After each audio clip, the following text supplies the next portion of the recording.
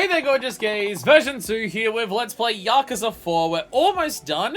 But before we kick into the end, we've got some final things to clean up, as in all four of these people need to enter virtual reality to fight and punch people.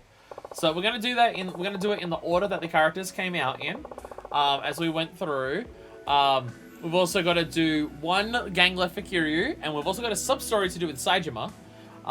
Which I think we'll save that for last, so that we can go straight from the sub-story to the final sub-story, assuming there is one, whatever it might be. So we'll go in that order. Just so the beginning is basically going to be nothing but IF7. When we play Kiryu, we'll also do the gangs as we do the as we go on the way to and from IF7 and stuff like that. Hiccups, and that is the plan. Take over, Akiyama. It's been a while since I've played you. Whoops, I didn't. I meant to pray. I saw okay, and I'm just like, okay, you can take over. It's a good idea. Thanks, Akiyama. Awesome. I'll swing around later. Hey, Akiyama. So we have abilities to upgrade for everyone. So we have our final ability to get for Akiyama, which is the Azure Dragon Spirit.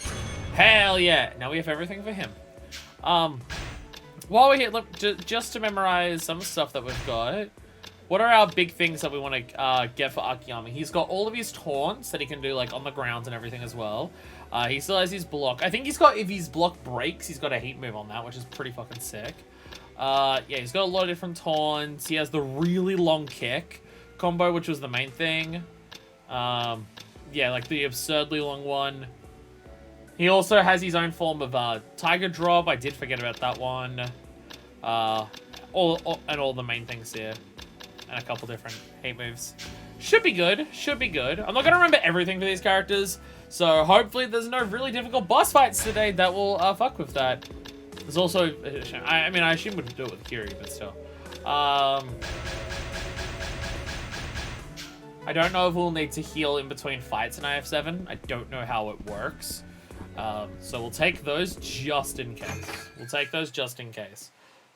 Because my memory says last time we had to heal in between, but I might be thinking of the Colosseum. I don't know. I really don't. Wow, they really grouped a lot of people together in this one spot and had the rest of the street empty, didn't they? Oh, PS3. You're definitely not as good at spacing out all the people in, like, even amounts compared to the previous game. Compared to the previous games we played that are PS4. Get away from me! No. Is it through here? I'm trying to remember exactly how we get to the IF7 thing. Oh, it's not. Yeah, there's the elevator down here, which is also at the other entrance. Yeah. It's down here. It's down here. I'm remembering now. So, yeah, straight ahead on the left. Wait. Oh yeah, this door here. There we go. Hey, buddy, what's up? What's up? Good to see you. Do you want to play the IF7R? Now, I need to actually bring up a guide to know exactly what to do with the money here, because I have no idea how it works. I think Deku said last time that it was like 300,000, but I gotta check, because I don't actually know. IF7R, there we go. Counts as a training master according to this. You can invest up to 50,000 to repair to resort 1.0 to get you a bonus. Invest at 950,000, which I'll gain small amount of experience. And then we can do another 500,000. Okay, invest. I need. Would you help me by investing? I will invest. You know what? Fantastic. You've invested 50,000. So do another 150. Okay, it just does. Okay, I was wondering if I had to like tell what to do. No, I can just do whatever. Okay, it'll max out at what I can do. Can I upgrade the IF7R to version 1.5? Just give me a minute there. There we go. Alright, say hello to IF7R version 1.5! Experience you gain in the game will be fed back into your own body! Great for all of our characters who are already max leveled. Fantastic, whoa, yeah. Need a lot of money. Invested, okay. Upgraded even more. Fucking another 500,000. Software 2.0. I'm gonna screw a few things. That cost me 500,000 yen. 2.0 is... Yay, version 2! It's version 2! Yay! Now you can go up against other players who use the IF7 R to input data. Oh. Oh, okay. Okay. That's what it is. Okay. Hasn't been an increase in your data since the last game. Oh, do I have to... Oh, God, okay.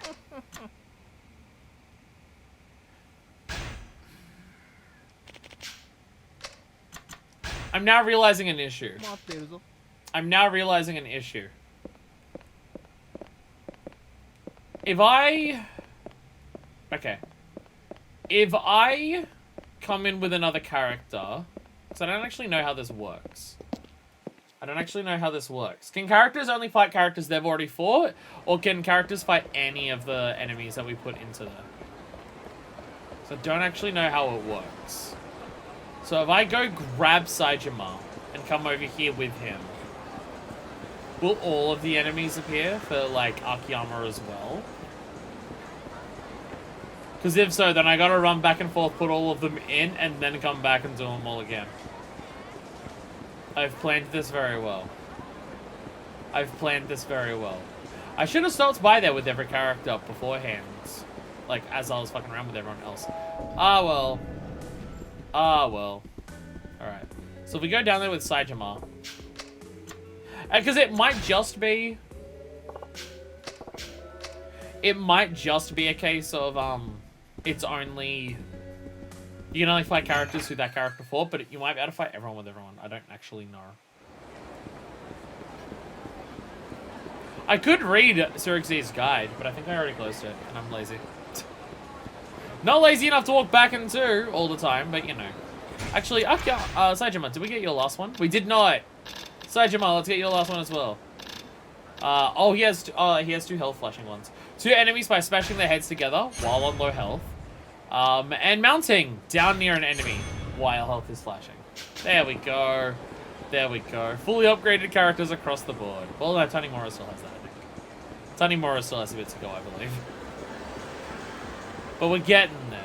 We're getting there. Again, experience leveling in this game is just, like, very well paced for how every character got up there right at the ends. Oh, okay, well, there's a sub-story for him. Well, there's one for him already right there. Again, we'll do that later. We'll do that later. Look, there we go. Good to see you. Import enemy information. So if I do this, and you shovel your brain in there. See, now he is putting stuff in there. Just a giant cube as opposed to just a single chair. It's way scarier now. Whoa! Try it for yourself. Okay. So if I choose to fight. If I choose to fight now.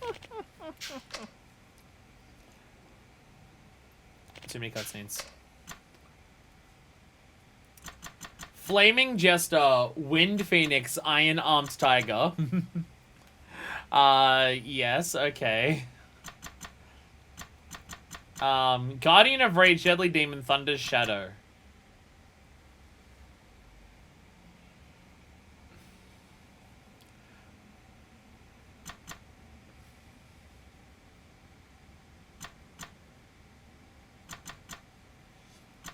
I don't know who is who, because, like, Phoenix and Tiger are obviously Akiyama and, Saejima.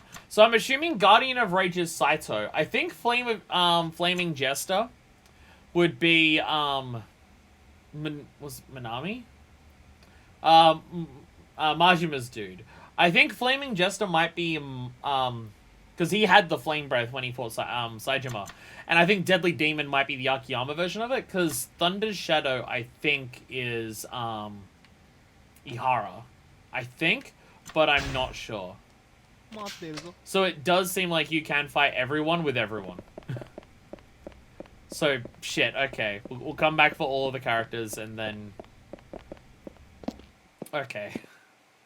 Okay. We're not going to be hurting for content this time around. We're not going to be hurting for content. Though, if we fight every character with every character...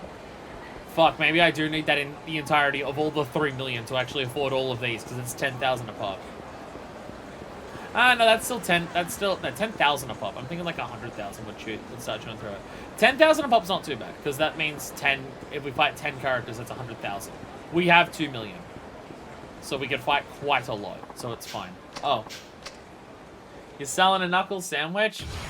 Well, I'm selling your foot up your ass! Like, get it? Like a That 70s Show reference?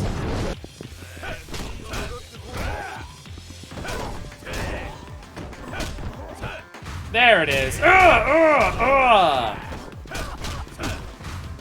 Really, just doing all the IF7 stuff with all the characters is just going to be good experience to get them all ready. Because it's like, wait, how the fuck do I actually control these characters?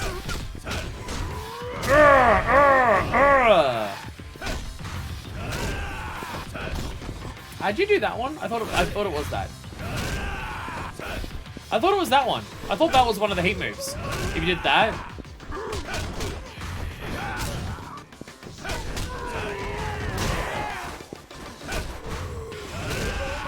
There it is. No, it is that one. Yeah.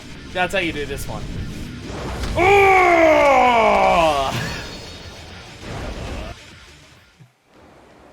I like how it doesn't even let you finish the heat move if you have that on there.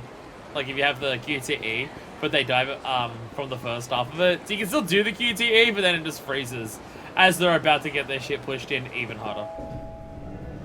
That's going to be the main thing with each character, is remembering how to do their cheese shit. Though I think Saijimus is probably the hardest one to remember how to do his cheese shit. Because Akiyama is just do his absurdly long combo. And Tanimura is parry and also remember, like, parry and, like, get back hits to build up, just, like, normal hits on them. Until you get to heat, and then just any essence of combos. Oh my god. Like, that's how you exploit Tanimura. And Kiryu is, you press buttons on the controller, so... Saijimus is the main one to actually remember. Because Saijimus is the one where it specifically do one hit, charge up, like do the triangle charge to bounce them, and then in the middle of that you can do the really big heat move. I mean, he's obviously got a bunch of other ways, like if you knock someone down, then it's fine, but still. Did I do the same one again? Whoops. I do think Tanimura has the most satisfying combat in this game. Because it is so different. Because it is just so different. Oh yeah, he actually has a longer one now, doesn't he? Like it... Yeah, he's got, yeah. Yeah, he does, we did unlock a thing that puts him up to 5 hits.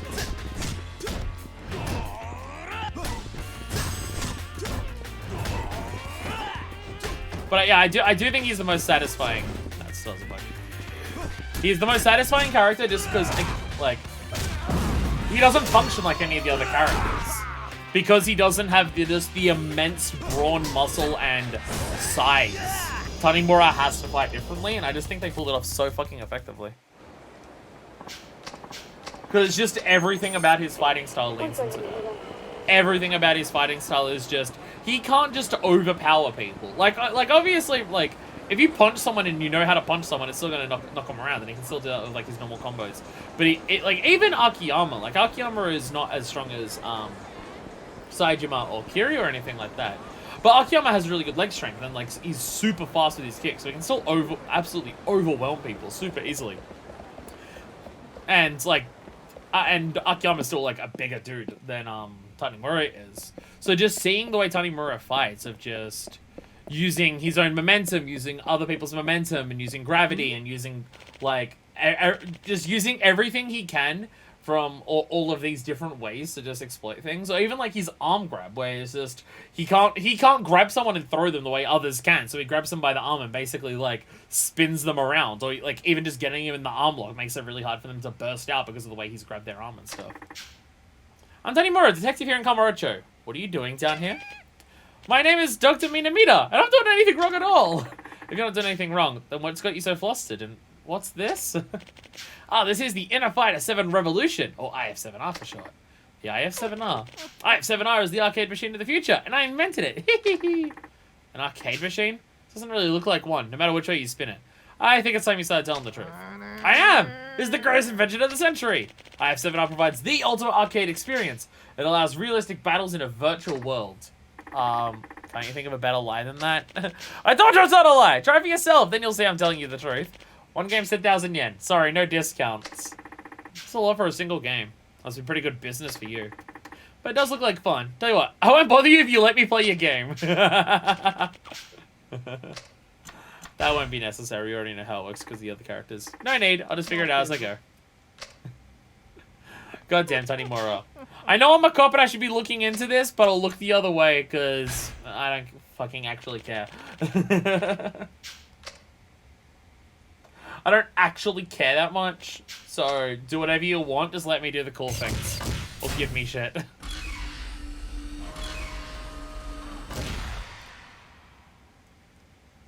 Like, it's so blatant that Tanimura is a corrupt cop. In just so many ways. Everything about what he does is, like, to show him that he's a corrupt cop. But just also, like, the people he's going up against in the police force are way more corrupt than him. And also, despite being a corrupt cop, he's one of the only people in the entire city who actually cares about immigrants.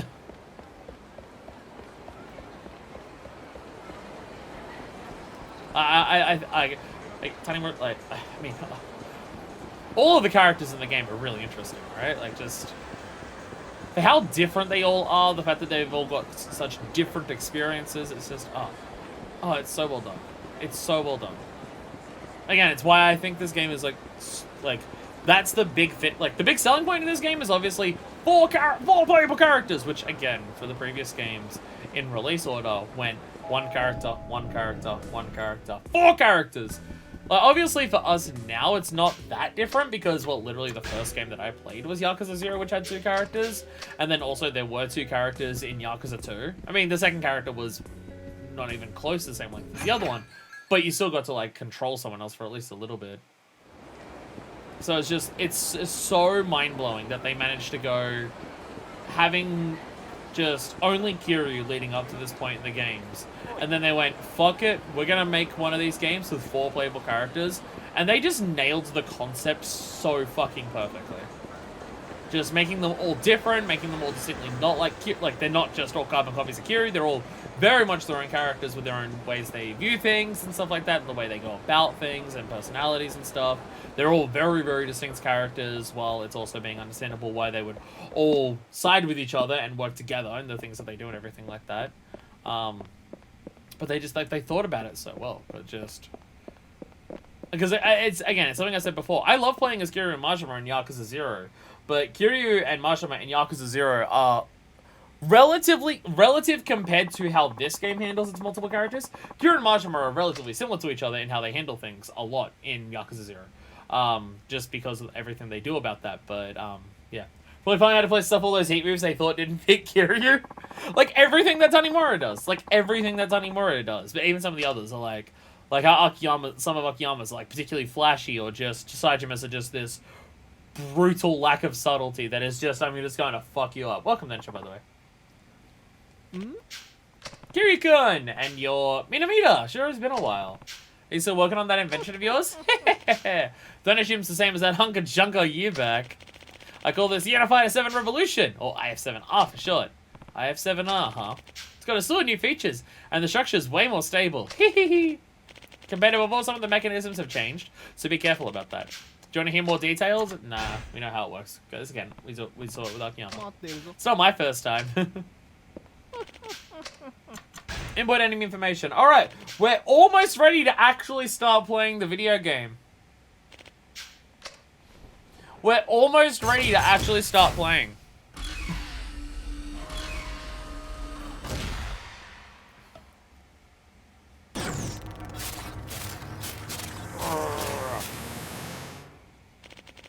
Input is complete. There we go. I'm still going to go back and start with Akiyama and go through. We're going to be running back and forth a lot. We're going to be running back and forth a lot. I'm doing this shit. We're doing this shit right. I just didn't realize that we had to input all of the things for all the characters to start with. I would have done that earlier if I realized. Ah, well. Well, again, I couldn't have, because I had to wait till I beat the boss of every character for their, like, end of thing. And that didn't, you know, work. But I couldn't do that, so. Ah, well. Ah, well. Ah, well. And I wouldn't want to have done it off screen because Tanimura and Kiryu had, like, unique dialogue for that. Not much of it, but, you know, it's still cute. It's still cute. Again, seeing how the same characters handle the same situation, but seeing how they handle it differently. Also, another bonus to this. There's just a lot good about this game. I've said it many, many times, and I'll keep saying it. I think this Yakuza game is incredibly special. Like, because, again, I've loved the franchise since the fucking start, and there is no game in the franchise that I dislike at this stage, right? Like, even my complaints that I have about, like, very specific aspects of Kiwami 1, or my broad complaints about a lot of aspects of Kiwami 2. I still don't dislike either of those games. I still think they're really fucking good games. But it's just going from all of the other ones that we've played to now playing this. It's just like, it's something special. It's just, it's not like the others, and it's great. Yeah, I'm getting more phone calls. I'm gonna have to take this. Oh yeah, I'm back. Just various work things. Alright, Akiyama. We're gonna do the IF7 thing. What was I talking about? What was I talking about before I got a phone call? Because I don't remember. I think I was just praising the game. I think I was just talking about how good the game is for using its multiple characters.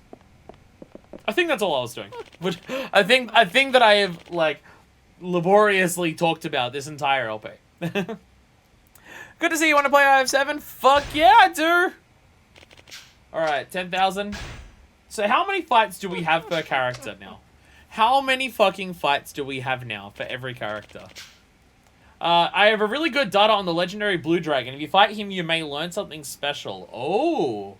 Oh. Legendary Blue Dragon? Oh my god. Oh my god. Oh my god. There is so many. 1, 2, 3, 4, 5, 6, 7, 8, 9, 10. There's 10 per character, right? 1, 2, 3, 4, 5, 6, 7, 8, 9, 10. There's 10 per character. Hell yeah. I can't remember if we've done Thunder Shadow with Akiyama. I don't remember. But we'll do it from the beginning anyways. It's alright. It's only going to be 40 fights. It's fine. It's only going to be 45. I don't even know if it's necessary to do all more. But we can see how it goes. We can see how it goes. Again, we'll kick their ass. It'll be fine. It is Ihara. Oh, yeah, you don't get access to heat and stuff for this. Yeah. So it does become way harder.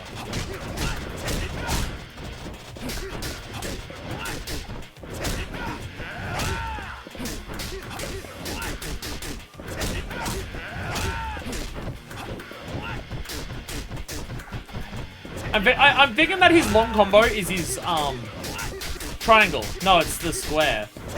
There we go. There we go. So Akiyama has an easy time defeating enemies. Congrats! Battle experience. And a broken radio.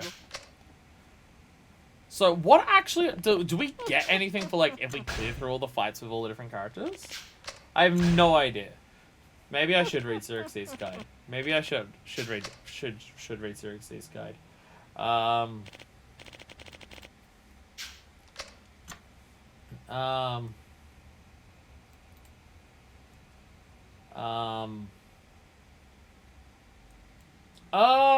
okay. Okay. So if we defeat all different enemies, we get X, it basically just adds more to our heat gauge stuff. Which we do have to beat. If we want all of the things, we do need to defeat all 10 different characters. And yeah, the legendary Blue Dragon gets you something for all the characters who aren't Kiryu. So that's what it is. Yeah, so yeah, if you clear it with, like, yeah, clearing it for the amount of different characters gets you different things, and it's all to do with heat. Except for like a hate move if you do Kiri with the other characters. Deadly Demon, 10,000. So is this gonna be Minami then? Can't remember if he had a. Can't remember if Akiyama actually had other boss fights during his chapter. I don't think he did. I think it was just Ihara and Minami. Oh, Midorikawa!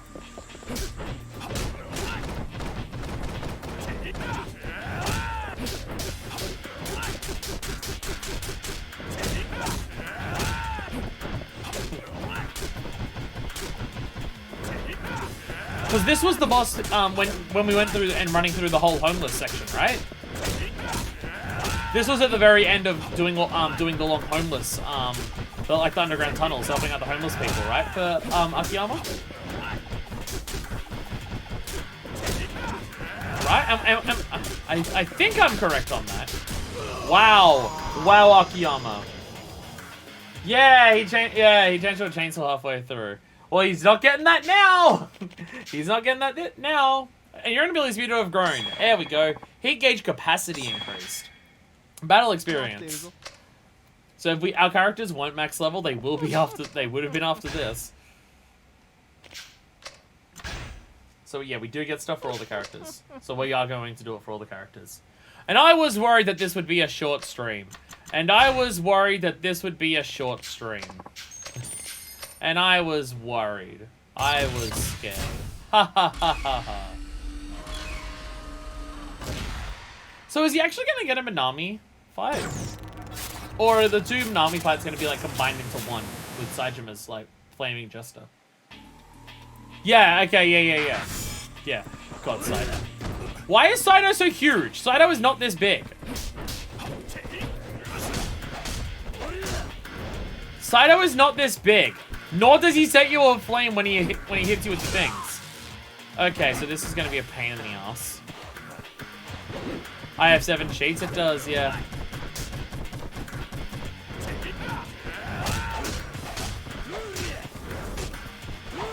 I just couldn't tell for the others. Ow. Ow. Ow. 3 Laka longs at once. Oh god, don't remind me. Oh dear god, oh god, yeah, that bullshit. Ow, ow, ow. At least he's doing fuck all damage. He's just being a pain in the ass. He's just being a pain in the ass. Yes, I'm trying to do Tiger Drop kick.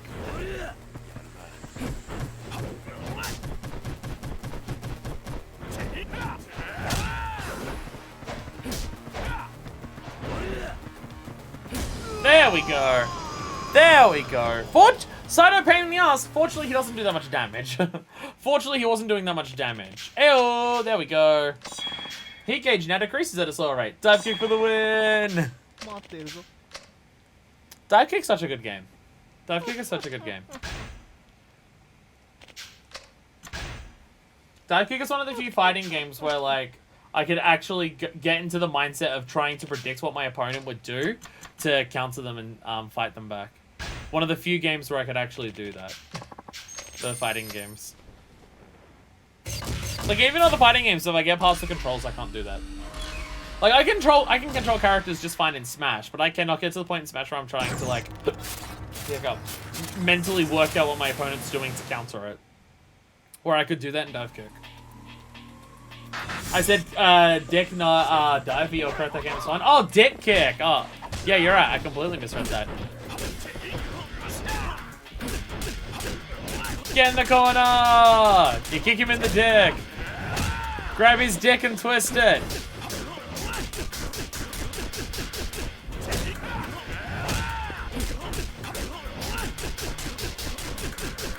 So, I have 7 sheets, but so does Akiyama's sheer existence. The old dick twist! One of the most legendary videos around. Heat capacity increase. We're gonna have so much heat after this. Holy shit.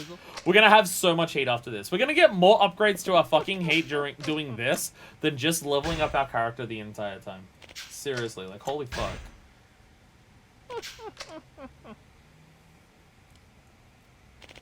That video is so good. It's so fucking good. Cold-blooded fist.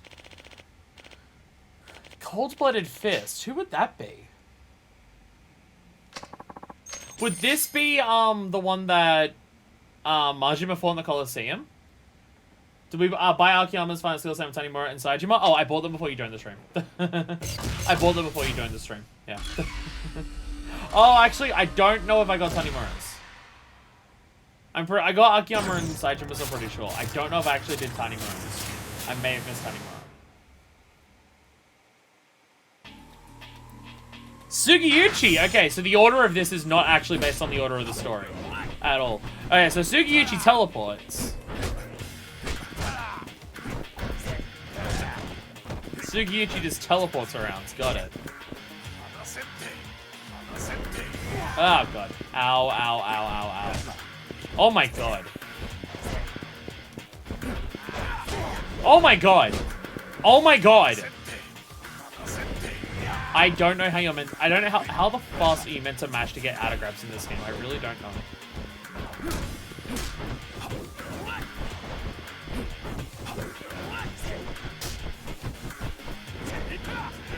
Doesn't matter if you teleport around to my massively long infinite kicks, because my infinite long kicks will go for so long that by the time you sneak around on the other side of me, it won't fucking matter! I finally get to beat the shit out of Sugiyuchi. Fucking finally. Oh, God. How fast do you have to... I was mashing X to begin there because I was trying to dodge. So I was mashing X from the fucking start on that one. How fucking fast does it want you to go? What the hell? Oh, reliable! Oh my God, oh my God. I was blocking that shit, and you can still get through it.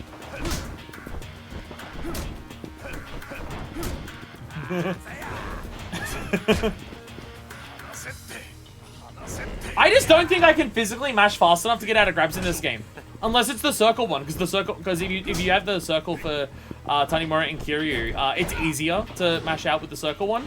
But if I have to mash out by pressing X, I just don't think I can physically... Okay, you teleported while punching. What the fuck? I just can't do it fast enough. This is bullshit. You have to mash so fucking fast. You have to go so fast! What the fuck? I have limits to how fast I can mash. Okay. This fight is annoying as hell. Honestly, the most annoying part about this is like, because we're on a time limit, so much of his bullshit wastes time. Like, so many of these moves also just slow you down. Like, you just go to the ground real slowly, and then he slowly punishes you. What a pain in the ass! What a pain in the ass fight! Oh my God.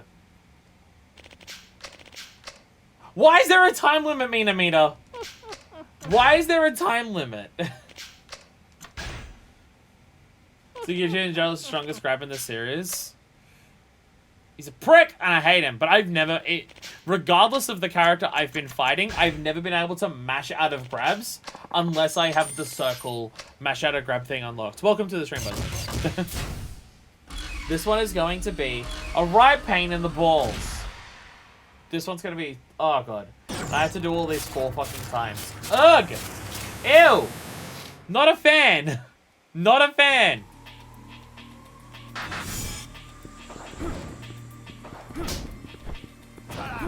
I have to do so many of these to get him down.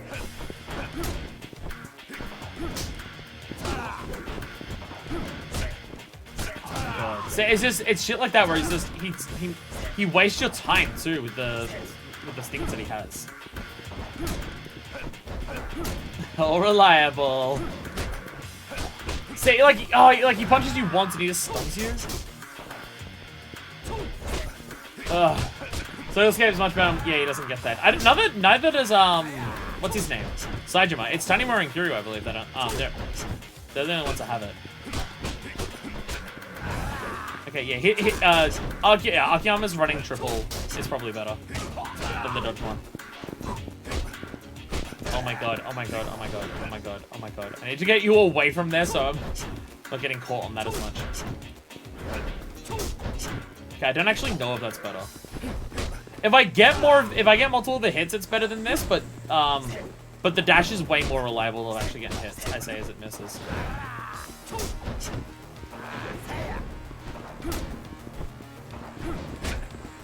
Oh my god! Oh my fucking god! He's such a prick. If he does the grab on you, it's like 10 seconds of time that he wastes.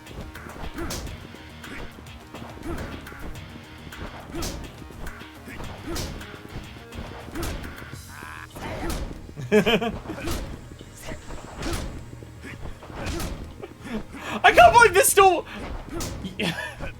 Riga Gotoku, why'd you let this work 2 games in a row? What the fuck? Oh my god. Oh my god. It has wasted much of your time, because you're also stuck on the ground after it. But you don't know this slow-ass kick to hit you. Oh my god. Oh my god.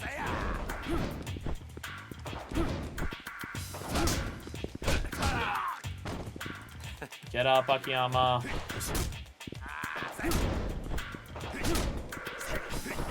There we go! There we go! All reliable! All reliable! It's not fast, but it is extraordinarily consistent. It's just like, there is just something about enemy AI in these games that cannot work out how to counter that. It just cannot work out how to counter you just constantly doing the dodge attack. Heat gauge growth rate increased. Battle experience received increased. My hair is definitely getting too long. I was thinking, because I normally wear these headphones, like if I'm outside of the house. So I've always got the cable around my neck, and I was just like, oh, it's kind of irritating me. And I'm just like, wait a minute, I have literally the wireless headphones on right now. Oh, it's just my hair. Need a haircut. I need money for a haircut as well. I need money to get a haircut. I also need it re-dyed. You can see how much it's faded and how much it's brown. I normally got, like, I was getting it done every 8 weeks before, and now it's been like fucking 14, I think. So badly need it done again. One-Eyed Devil. Alright, is he still gonna have Beyblade mode in this? Is he still gonna have Beyblade mode? Because if he has Beyblade mode, I'm Beyblade scared. I am here now because I'm very good at keeping track of notifications. Hey, Deku. You missed Akiyama finally beating up Sugiyuchi. Oh! Interesting, we're in the Coliseum. As opposed to in the batting center. Just in time for Majima! He's teleporting a lot. He's teleporting a lot, ow. Fortunately, that still works, even if someone can teleport. This dodges a fucking DBZ teleports. To be fair, if there's someone who I could believe has DBZ teleports in the Yakuza franchise, it's Majima. There we go. If there's someone who I could believe could do that, it'd be Majima. I definitely believe that Majima is the one who's most likely to be able to blink step and stuff like that. And just do the and just disappear somewhere else. Heat gauge capacity increased. Okay, so you get a lot of fucking heat gauge from doing this. Like, you get a veritable fuck ton of it. It's all heat gauge related, but you do get a shit ton of heat rewards doing this. That's actually going to be really good for Saejima. Because Saijima's heat moves are obviously good, because he's, you know, Saejima and stuff, and his heat moves are brutal as hell. But the biggest issue for Saejima for his heat stuff is that he doesn't actually have that much overall capacity for it. By the time we finish with Kiryu, it's going to be off the fucking screen with how much heat he has, but still. Yo! Are you ready to fight yourself? Are you ready to fight yourself, Akiyama? Oh, actually, this will give us an opportunity to fight Saejima. Saejima is the only player character in this that we haven't fought yet. I mean, it's not going to be in story, so it's not, you know, it's not the hype pop-off moment that fighting Kiryu is or anything like that. But, we've fought all the other 3, except for Saejima in the story, so... Hey, there he is. Hey, Akiyama. Don't let him get the kicks off. Okay, so he does that as well. Sick.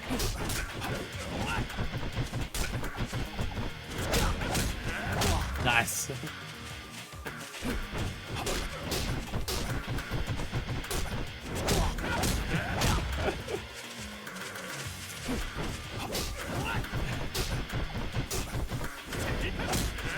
It's nice to know that this trick works on anyone, including himself.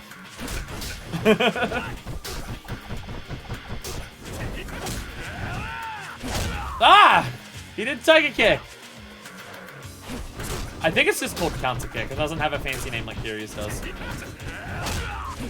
Lol. Looking him in the face. Oh, wow. Oh, you got hit by, like, so much of it.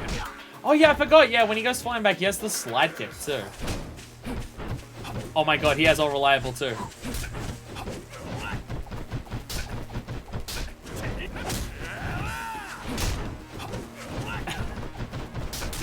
There we go. It'll work on anyone, no matter what the situation is. It is so abusable. It's so abusable. Actually, it didn't work on Sugiyuchi, but Sugiyuchi literally disappeared if he blocked an attack, so... So, you know, not quite everyone, but pretty fucking close. Alright, we're gonna get to fight Saejima now. We actually get to fight Saejima. Which is... only mostly terrifying. Only mostly terrifying. Iron-Armed Faith. Yeah, I know that song's called Armor-Clad Faith, so it's not even close. I just like thinking about Guilty Gear Strive. I just like thinking about Guilty Gear Strive.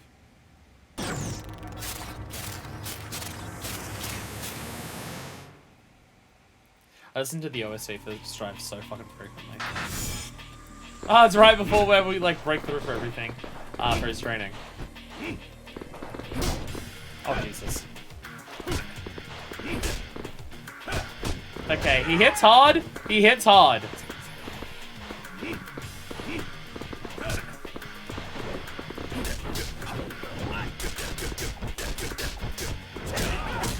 Still works on anyone. Ow. Ow.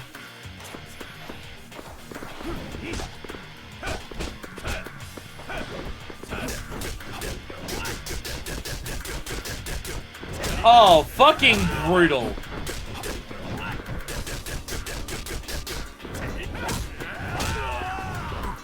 Ah, damn it. I saw, because I knew he was gonna do that kick, so I'm just like, what if I counter kick it? But then I fucked it up. Damn it! I'm trying to counter kick his reversal, but it's not working.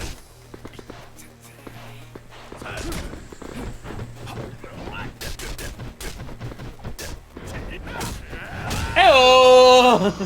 Hey, Annabelle! We're kicking ass! We're kicking ass in our virtual reality thing.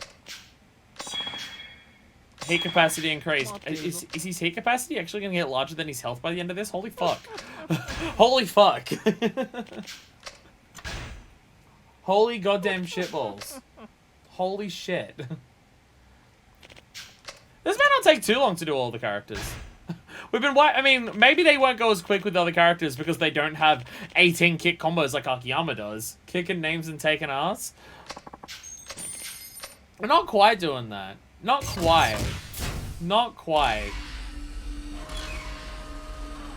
I think we'd be literally taking names because none of the characters are names. They've all got, like, titles. So we're literally taking away their names and then proceeding to kick their ass afterwards. Alright, what's Tanimura like to fight when you don't have someone who kicks his ass in like 2 seconds? He's invisible. Why is he invisible?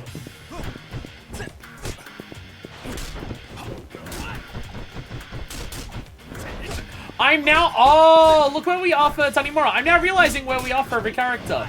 When we fight the other characters, we're in their training area. Because Akiyama's was on the roof, because... right past that rooftop is where he speaks to the military dude. That does all the training for him. Saejima's was right before all the mining thing, and this is where we fight with Nair for Tanimura's training. So all of their combat arenas are their training areas. That's a cool little detail.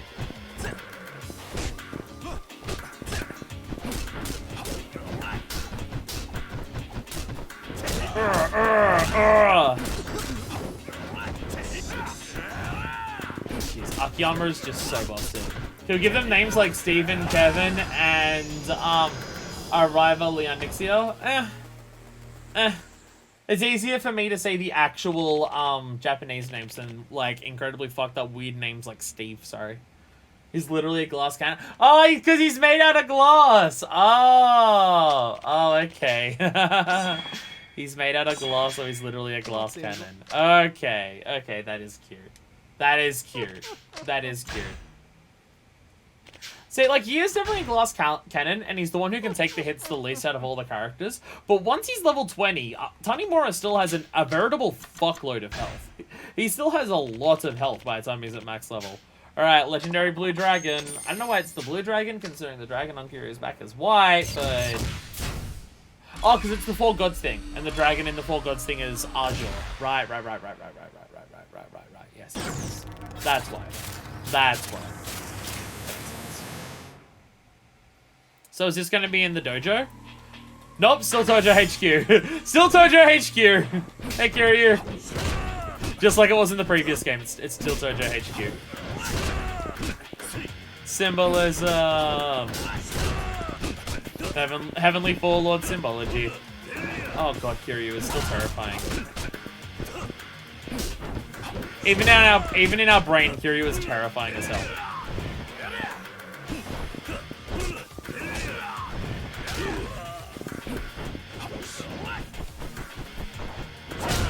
Ow!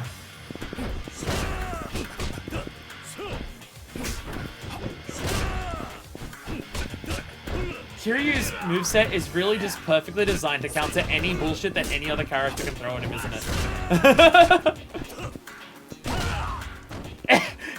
Kiryu just has a moveset that can counter anyone's bullshit. It's why he's so strong.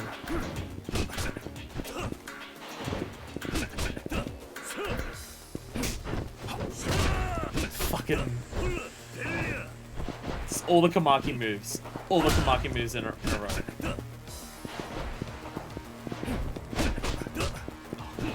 How? Get him in the back. He turned around!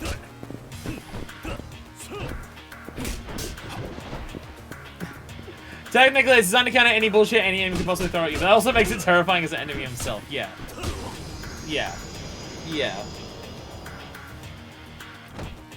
Again, it's something that I really appreciate about the Kiryu boss fight in this game, is that they don't make Kiryu absurdly difficult to beat by giving him a fucked up moveset that is just, like, you cannot possibly counter.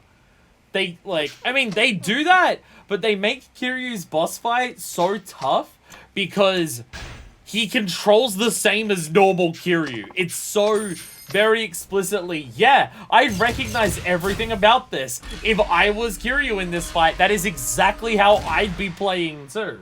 Like, it's just so brutally effective at just, like, making him terrifying.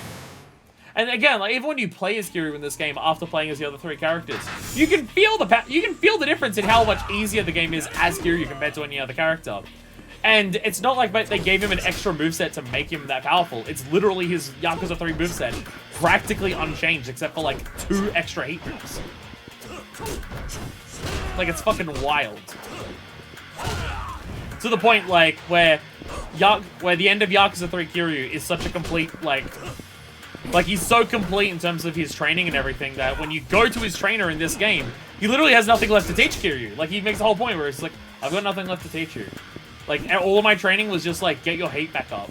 So, like, you can be, like, just get back in the swing of things. I got nothing new to actually teach you. You can't even punch him because you can't do anything to him. At least if I'm Kiryu, I mean, I guess I could Tiger Drop this Kiryu as well, but I'm fucking terrifying. Like, as Akiyama. But... fucking... I don't know how to do this. Like, All Reliable doesn't even work, because he can Tiger Drop the All Reliable.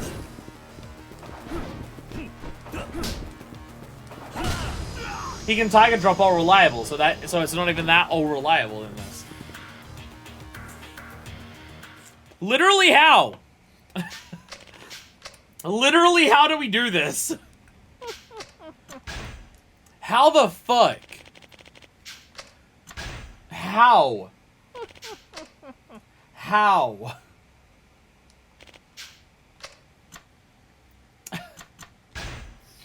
And this is the one that actually gives you something unique, so we're gonna do it.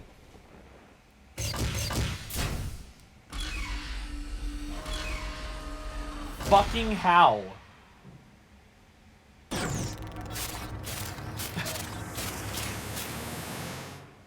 I'm scared.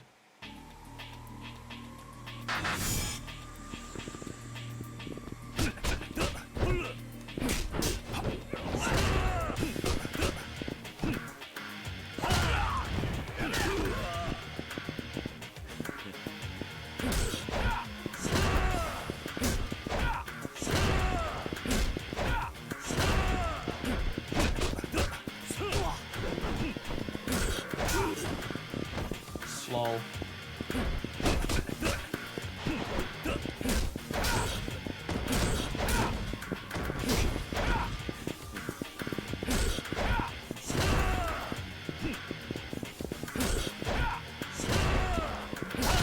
Ah!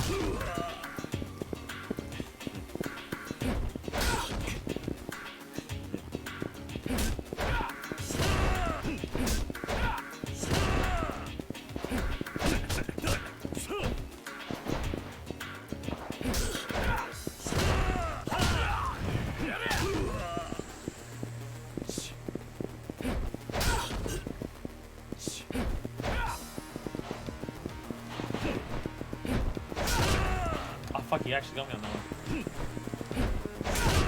Oh my god, he's gone faster!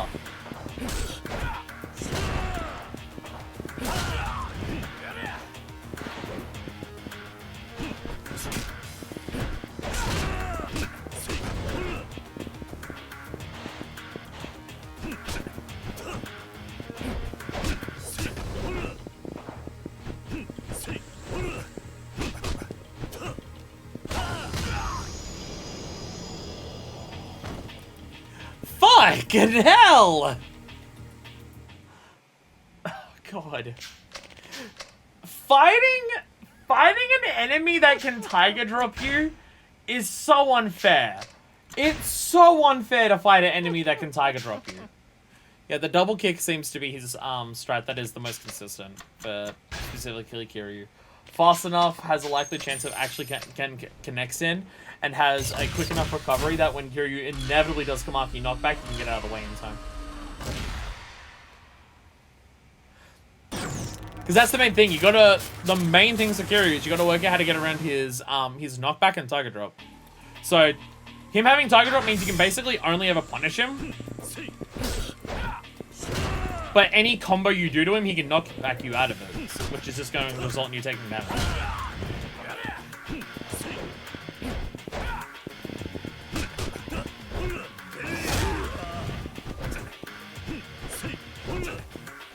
But even the counter kick just did not do much damage, did it? The counter kick did so little damage. Oh, if I double dash around him, it can go like right behind him if he's starting something.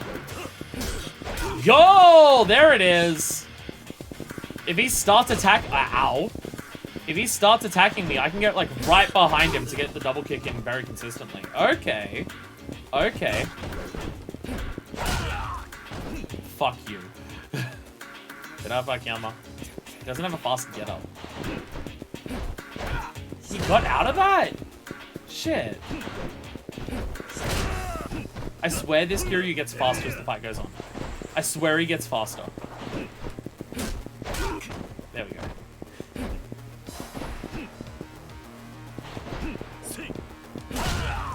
Fuck you! Can't even kick him when you're on the ground, like this shit doesn't even hurt him.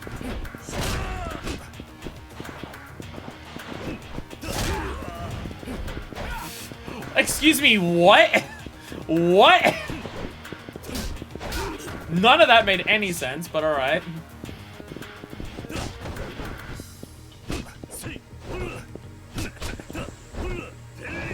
This is straight up scarier than Beach Kiryu, because Beach Kiryu does not use Kiryu's entire moveset. This one does.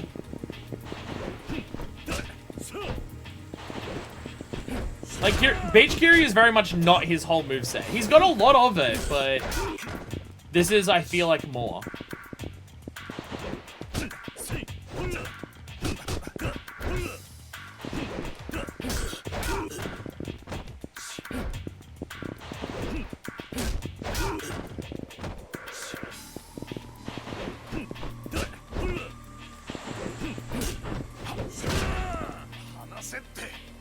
God damn it.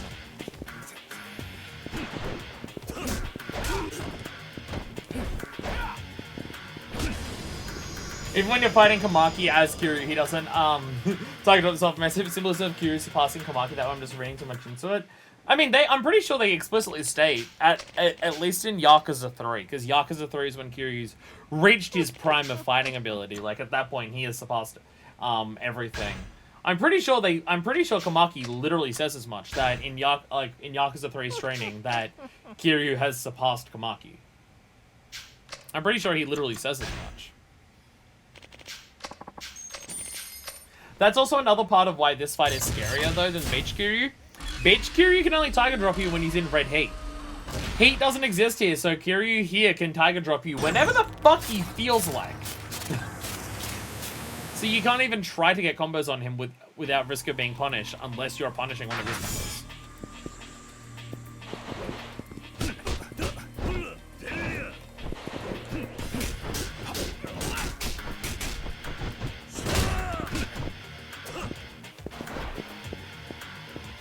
Zoro Dante 5 versus Endgame Team 5.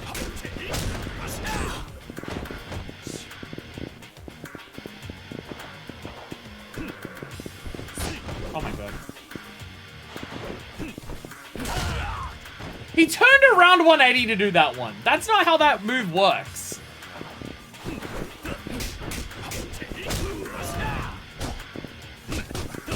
Like, that's not how that move works, Kiryu.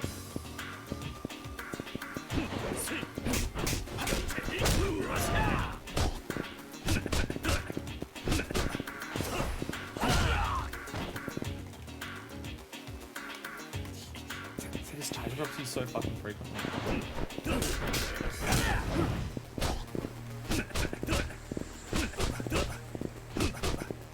Block! Gotta press the block button. It's just hitting through it. Block!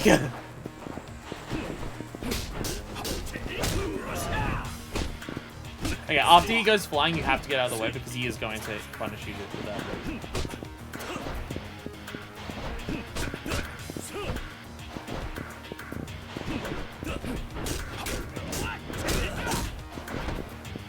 That works better because it puts him down on the ground immediately. It doesn't send him flying, because sending him flying is like how he can counter you on that.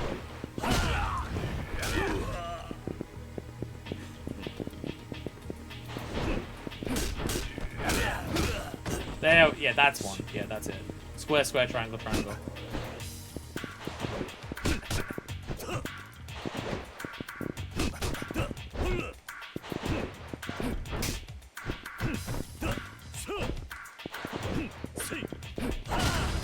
Fucking you can't turn around 180 and do that! If he can counter, he will. He's cheating! He's actually cheating. One thing that's better about this visual cue is that you can't heat action while you're on the ground. Yeah, but I can heat action. I can heat move him if he's on the beach. So if I got him on the ground, I can heat move him.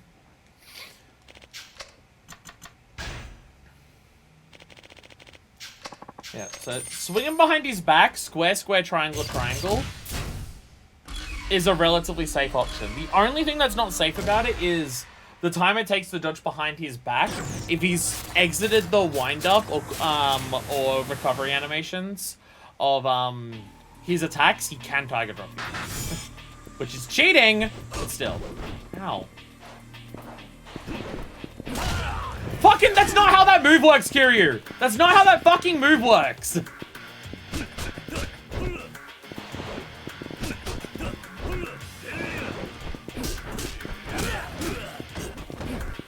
Yeah, you just can't kick him if he's on the ground. Stop, I fucked up. I accidentally just punched many squares.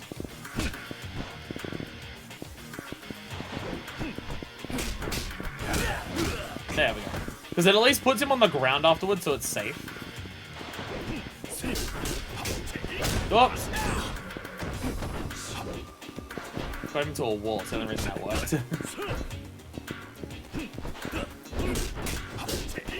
Stop. Keep doing 3 squares.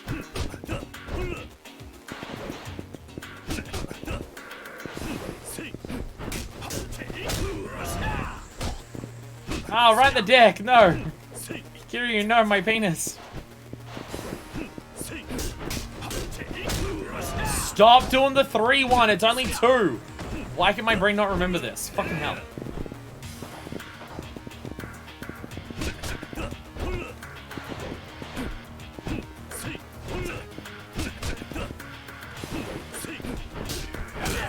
That's the one.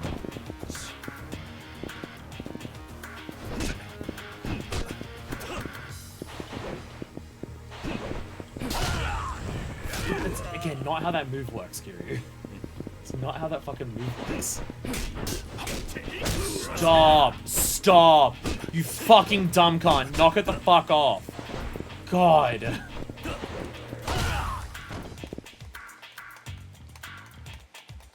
The Tiger Drop here is cheating. It's actually cheating. Which I know the whole point of IF7 is that it cheats, but still. Camera, I need you to help me here. Thank you. No? Okay.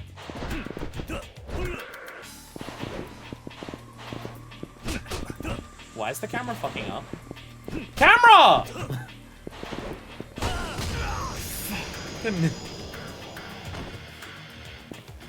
The camera just fucked me, so I couldn't actually tell, like, get my dodge correct.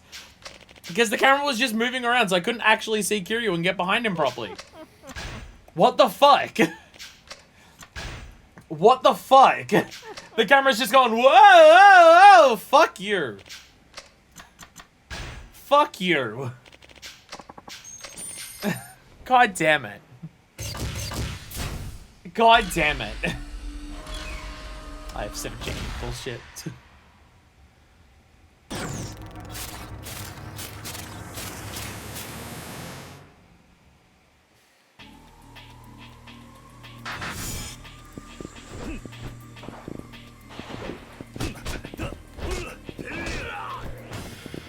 So hard to predict when he's going to attack because, you know, he's a player character.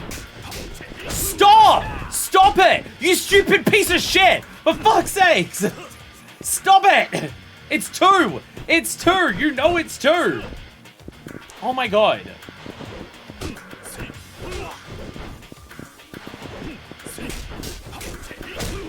I hate myself. I hate myself. I'm a stupid piece of shit. Oh my god. Oh my god. Why can I not remember this? Oh my god. There we go. Fucking hell. Is that so difficult, dipshit? Fucking hell. Now I'm so paranoid about pressing it 3 times that I'm only pressing it once. There we go. That's the one.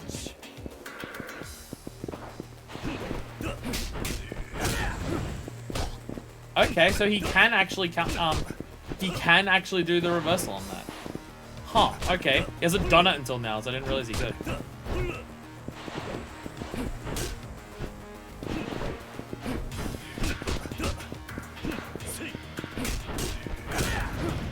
Okay, so now he can. So now he wasn't doing it before, and now he can? Is this Kiryu learning my shit? Is this Kiryu learning? Is this a learning AI? Is every time I come up with a strategy against him, he learning how to counter it? Because I swear I have something that works consistently, and then it just stops working. But like across fight, so it's like every fight's getting harder because he can actually just fuck with me. What? Excuse me, what? He was not doing that before. He wasn't doing that before. What the hell? What the fuck?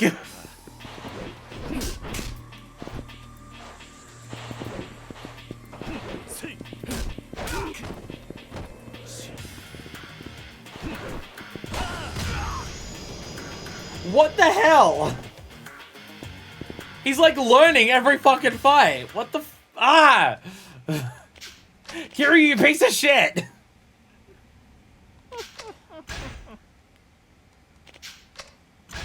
Like, there's no way to beat this without cheesing it, but my cheese is changing. The thing will work and then it just stops working. Unless it's one of those, unless my theory is actually true, and as he gets less health, he gets faster and better responses to things. So maybe that combo works at the start, but later on it doesn't. Maybe that's what it is, I don't know.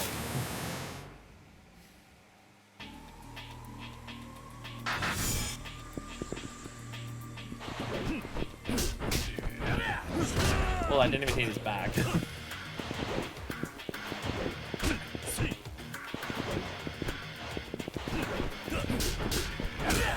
Yeah, it must be as he gets lower and lower health, he gets better and better at responding to things. Nope, sometimes he just does it. And just, as time's gone on, he's learning more and more about how to do it. And he wasn't juggling me on the ground like that before. Every fight he's getting better. Every fight he's getting better.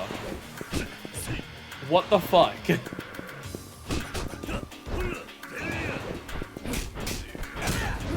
There's definitely the thing of, like, part of why this is just so hard is, again, he's a player character, so because he's using just the normal player character attacks, they have no wind-up at all. Like, there isn't any, because obviously a player character can't have wind-up on their attacks, because, like, then it would feel like shit, unless it's, like, the game's designed around that, like, a la Dark Souls or something like that.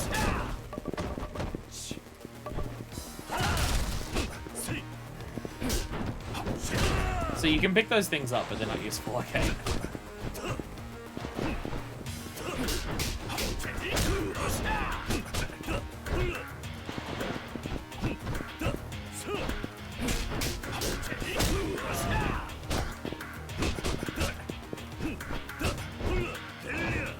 If there was any way in hell that I could actually, in any form, reliably counter-kick him, this might be more possible, but, again, like, great camera angle, love this for us.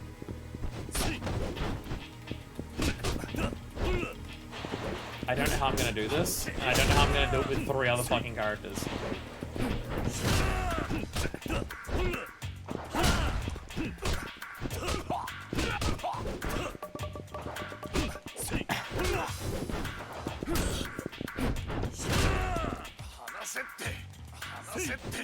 I can never escape from grabs. I can never escape from grabs.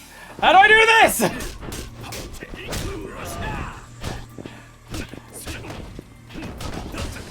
How is this possible? Ah! We're gonna be here all fucking night.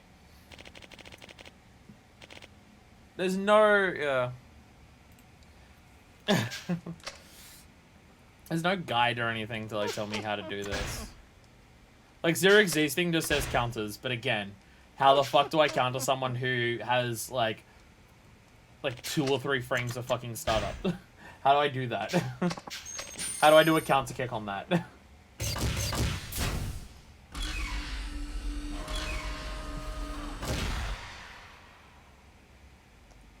It's just, it's so bullshit. Like, it's so blatantly, obviously bullshit. So it's just like, the fight is just designed to just be, hey, fuck you. Like, it's not designed to be a fair fight. I mean, like, that's the whole IF7 shtick, right? Like, IF7's whole thing is just, yeah, this isn't designed to be fair. It's designed to say, fuck you.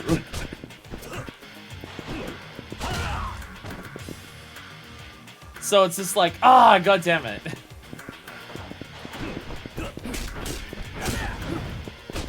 Again, I got that so consistently before without him doing that, and now he's doing it. And again, I swear there's a learning AI.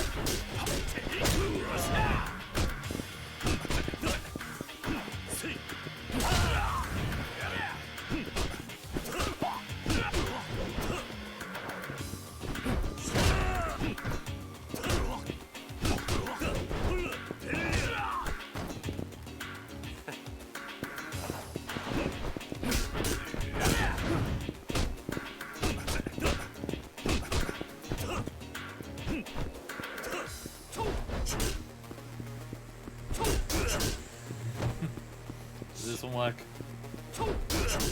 How does this work? I'm curious. There's no reason this should... Though if I do it too often, he'll learn how to counter it.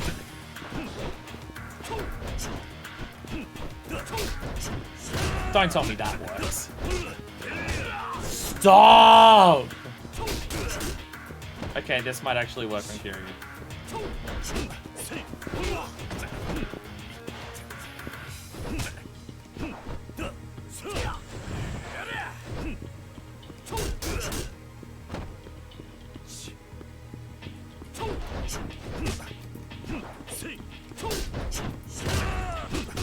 I swear the camera is designed. The camera is reading what I want to do, and the camera is saying, we're gonna make sure it doesn't work for what you want to do.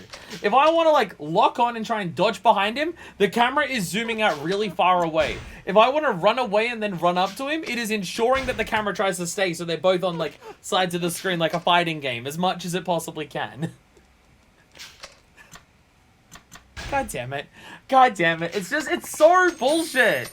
It's just so blatantly bullshit. It's just, it's irritating. It's just irritating. And I don't know how I'm meant to get counters on him, so I've got to find some other bullshit cheese strat. And just none of it's working. Ah! Fuck! I hope there's no IF7 in the future games. Okay, so he wasn't, I swear, again, learning AI. Because he wasn't Tiger dropping it before, where now he is.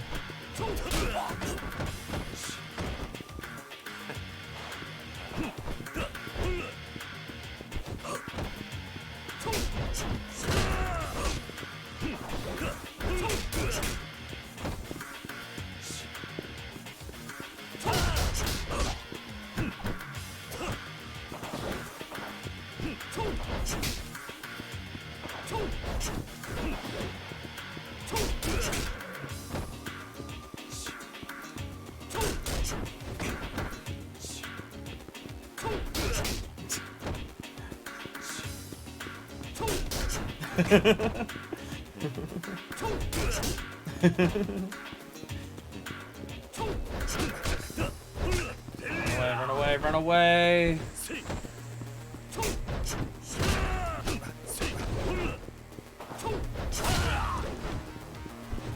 Again, he's a learning AI. He's a learning AI! But it persists between fights. Because I can try something and it won't. Oh my god. Fuck you.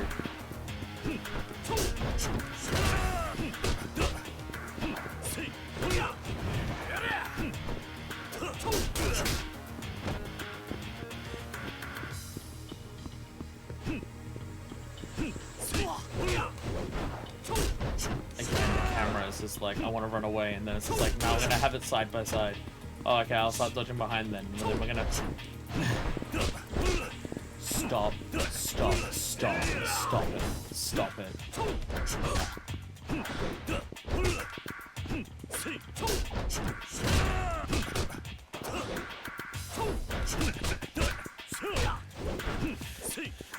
Oh, it's just something works and then he just decides to stop letting it work against him. Something works and then he just stops working.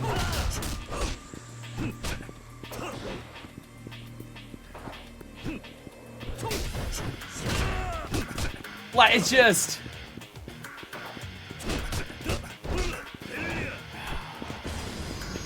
It starts working and then it just stops working. I've lost count of how many fucking strategies we've tried. Where it starts working, and then at some point he just starts countering it in a way that he wasn't before. I've lost count of how many I've gone through at this point.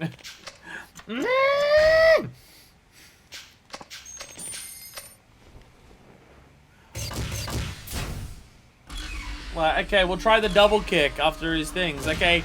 That's working. Wait, nope, now he's not backing it. Okay, we'll try dodging behind him and getting 2 lights, 2 heavies. That's working. Oh, and now he's, like, attacking you back on it as well. And it's, I'll try the run kick. Okay, he's not doing that. Wait, now he's target dropping it. Wait, now he's dodging out of the way of it like he wasn't before. Oh my god.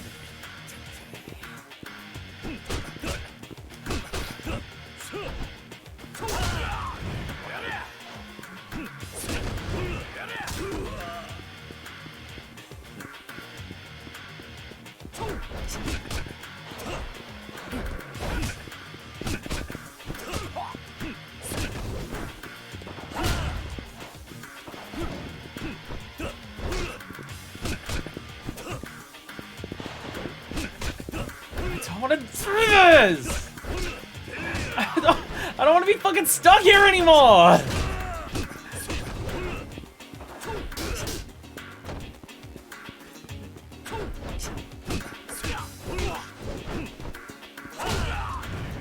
Like, if the game's gonna chase me, I at least want to be able to chase it back, and it's just refusing to let that happen.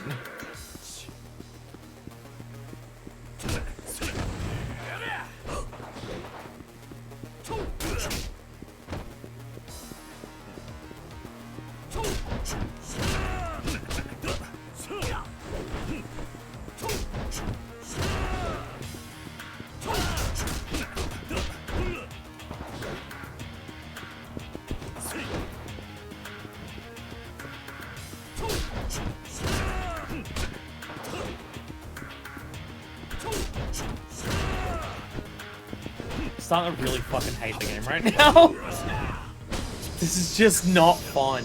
This is just not fucking fun. It's just not fun. I'm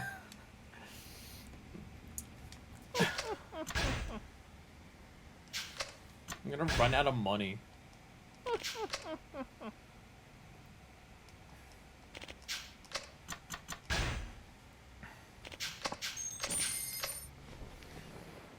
Okay, so we have to, okay. The thing is, we need to develop a cheese strat and have it kill him like the moment we work it out.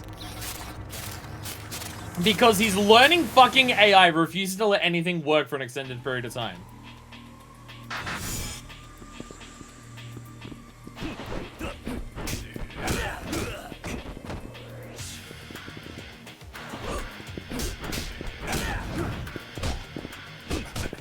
Again, it's just like...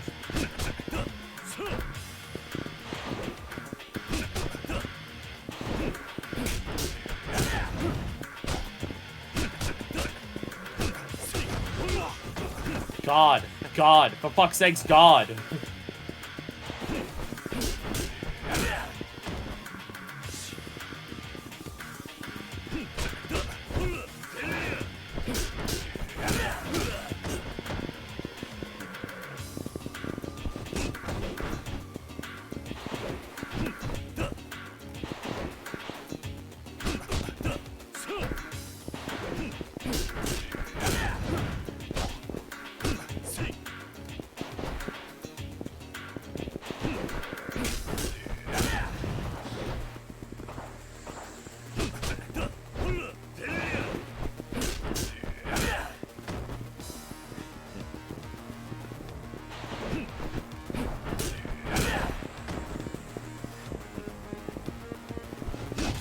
So now I'm trying to have it decide on camera, and now it's just like wanting to flip around everywhere else.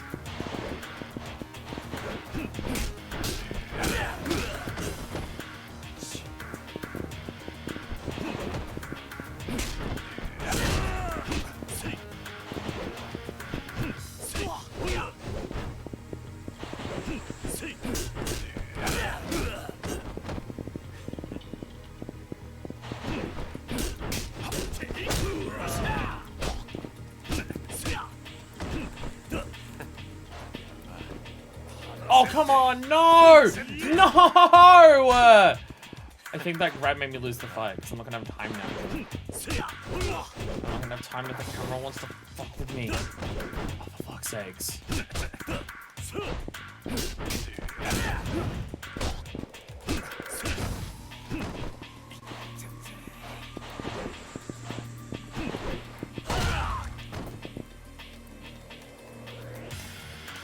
Get the fuck up, Akiyama.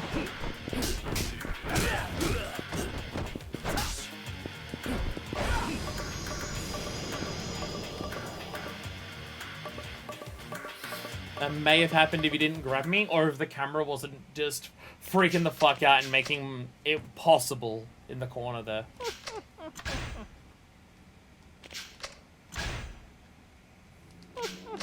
But I get what the camera's trying to do. It's trying to make it like a fighting game, right? Like, I get it. It wants to have the side-by-side thing. But, like, there's a reason in the main game it doesn't do that. And it's because the camera will fuck up. So, the camera cannot decide between side-by-side fighting game or normal, like, camera, like, around you, like a normal fight in this game. And between that and how close the walls are and the camera trying to work around that, the camera is just very uncooperative. Because the camera just changes between what it's trying to do and then sometimes just freaks out depending on whereabouts you are. It's very uncooperative. What I'm trying to say is that IF7's bullshit.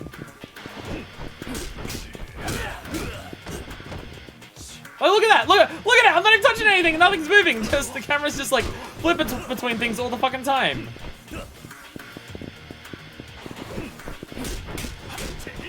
Like, just without anything majorly changing or happening, the camera's just changing between multiple modes.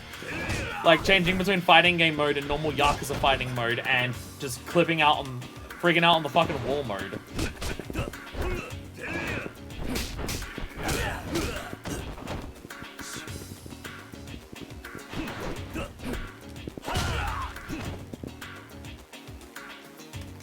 Fuck up.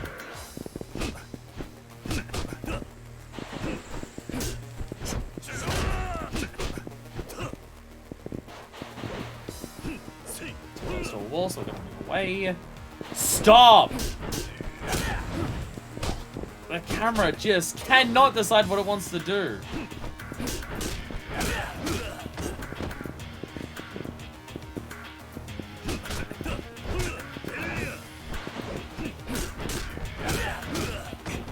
This might be multiple streams.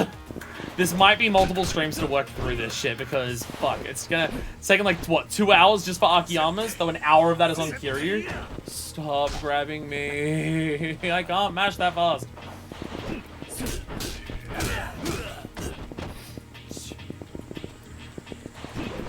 Again, that's not how that fucking move works.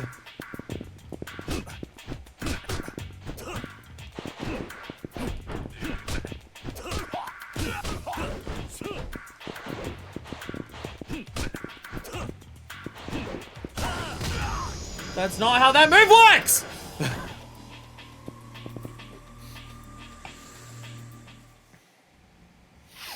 I'm gonna throw my fucking controller out the window, I swear to God. I swear to God. This is so infuriating. This is so goddamn infuriating.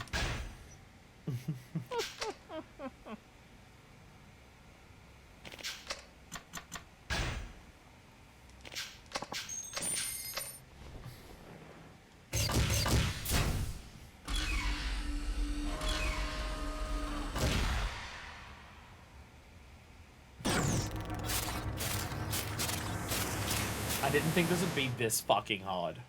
Obviously it's Kiryu, but fuck.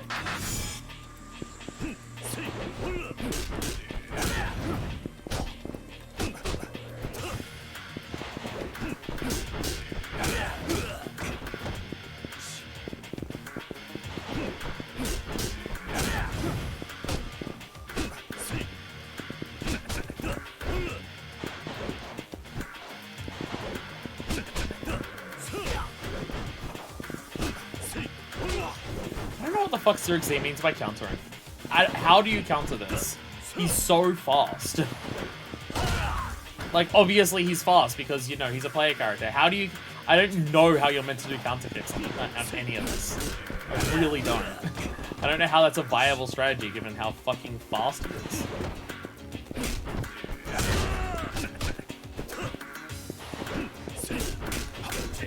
Like, if someone's able to reliably, consistently, like, counter kick his shit, fucking props to you. I don't know how you react that fast.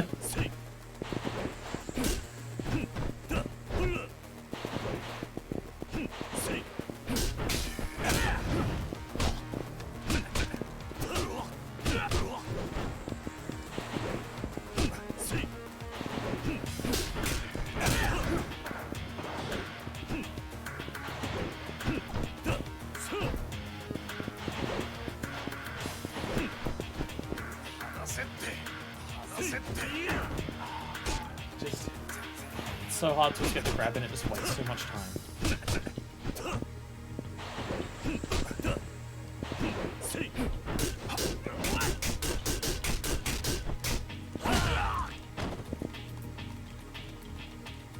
Get up! Maybe we should try deliberately trying to play him against the wall.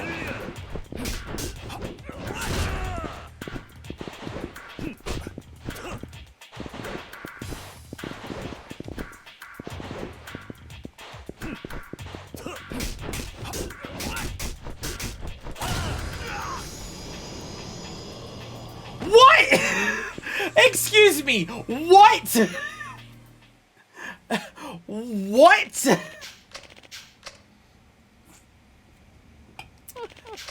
Like, you can't tell me that he's not just blatantly cheating when he's in the middle of, like, getting hit in the back and reacting to that, to just immediately tiger dropping. Like, you can't say that's not just cheating.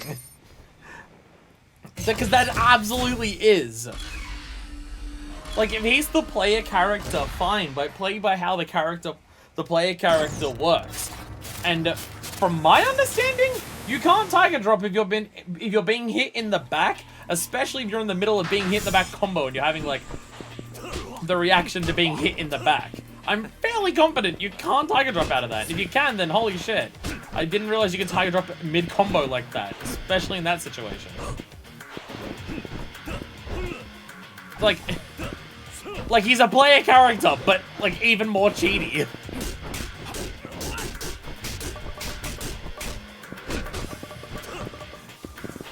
Like, that's saying something.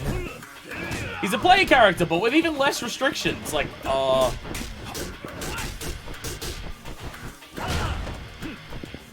like there, he got knocked out of the range of it. That's why it needs to be against the wall for that to work.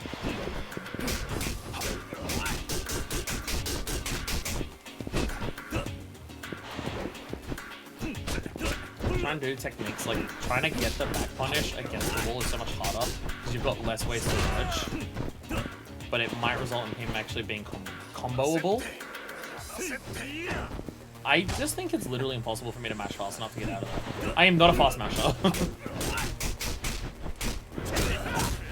I am not a fast masher in any capacity. So I think mashing out of grabs is just like, again, unless it's the circle extra thing, I think straight up impossible for me.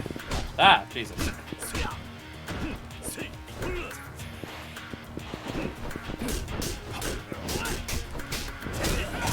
There we go! There we fucking go! There we go! He didn't counter a back combo that time. Jesus Christ. How's the legendary blue dragon? I'm sure you got something out of it, no? Yeah. Feels like Kiryu-san's moves are seeping into my body. You learn the essence of pole... Oh! Essence of jumping. Heat gauge capacity... His heat gauge is bigger than his health bar. His heat gauge is bigger than his health bar. What the fuck? He didn't counter the back combos. Yay. So... You got shitty heat moves. I'll do it 3 more times. Or don't. I'm going to do it with all of them. Back combos against walls are just going to seem to be the thing for... I mean, at least Tanimura's going to also have to do that. Kiryu can probably do that as well. Saejima, I don't know. My hope for Saejima is just his super armor on his charge attacks or does not care. That's kind of my hope for Saejima. But I don't know how well that's going to work. Pole dancing and jumping are fitting Akiyama moves. They are. They are. Twirling around and then doing the jumping railing thing. That's cool. I like the idea that if you beat Kiryu with the other characters, they start learning some of his shit. That's cool. That is cool. That is cool. And he has so much fucking, shit now. So if I go to completion list. Okay, so this counts as completed. But we didn't get a text saying, hey, you did all the things. So that one doesn't have a completion list reward? Is there no completion list reward for IF7 at all? Oh, no, there it is. I was about to say, is there none at all? Or is it for all of them? King of Mind Battles. Come over Tenkaichi Street.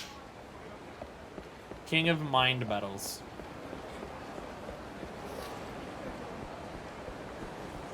Yeah. Back combos seem... Yeah, back combo against the wall. That seems to... that like... Once we got that working on Kiryu, it took like only a couple attempts to actually get him. He can still tiger drop you out of it? Some the fuck out. But back combos against Kiryu and pushing him against the wall for it definitely seems to be the trick. I mean, that's like a trick against any enemy in the game, and it just seems to be one of the few things that works for me. I mean, bothered on IF7 once though, it was just annoying doing all 10 4 times. Yeah, but I want all my characters to be as... all of my characters will get stupid powerful from it, because they get so much heat shit, so... I'll subject myself to that torture. Dragon Binding! The impressive durability of this binding leads its nickname, Dragon.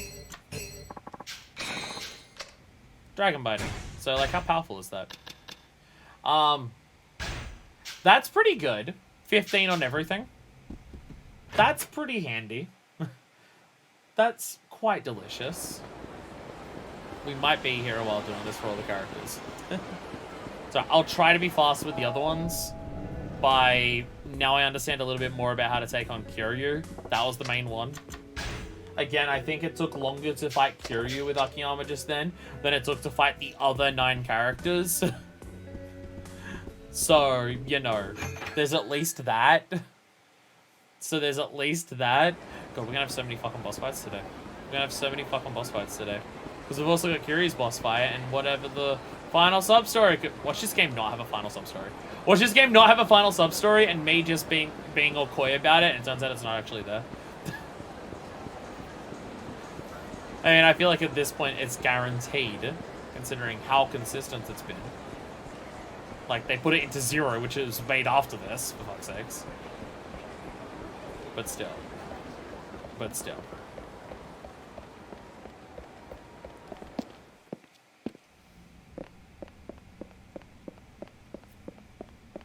Didn't realize this would be so difficult. Like, I know IF7R is difficult, but fuck. I feel like Kiryu in Yakuza 3 IF7 didn't take as long as what that just did. Though the special rules, like the unique gimmicks of characters, seem to be way more brutal in Yakuza 3. Like 3 Laoka Longs, or the one wasn't the one against Kazuma where like sometimes you would swap character, so if you damage them you'd actually hurt yourself? Wasn't that one of the ones for Kazuma? So the rules in the Yakuza 3 one seem way more bullshit.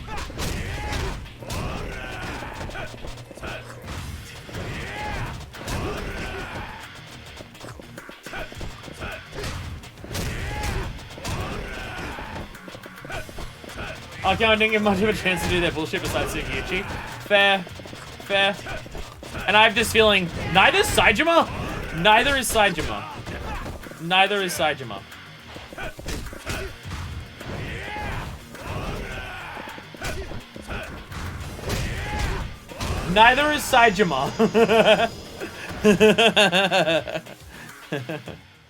I'm scared for Tanimura. Because, like, the thing that works well for bullshit with Tanimura is, essence of combos. It's building up the heat to do essence of combos. And without heat moves, we just have his normal combo to rely on, which isn't amazing. It's not terrible now that we've unlocked all of the kicks for it, but it's not terrible. He does have the parry, though. Depending how parryable Kiryu is anymore, I might have an easier time. The parry stance does last a while. So parrying Kiryu into a wall and then hitting him into the wall, that might be fine. Yeah. Not having essence of combos just means parries might have to be the gimmick for some of Tanimura's fights. Because again, if you parry someone into a wall, you can immediately get the back combo on them pretty easily. And if back combos are the thing that are effective against Kiryu, then yeah.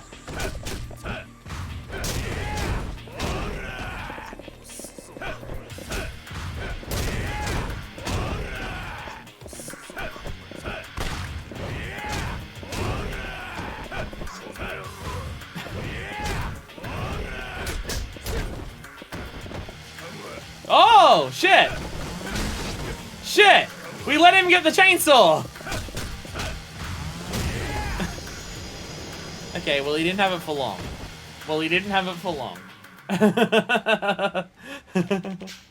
Fortunately, he does have the power of... Yeah! Ah! So it's, like, not too bad.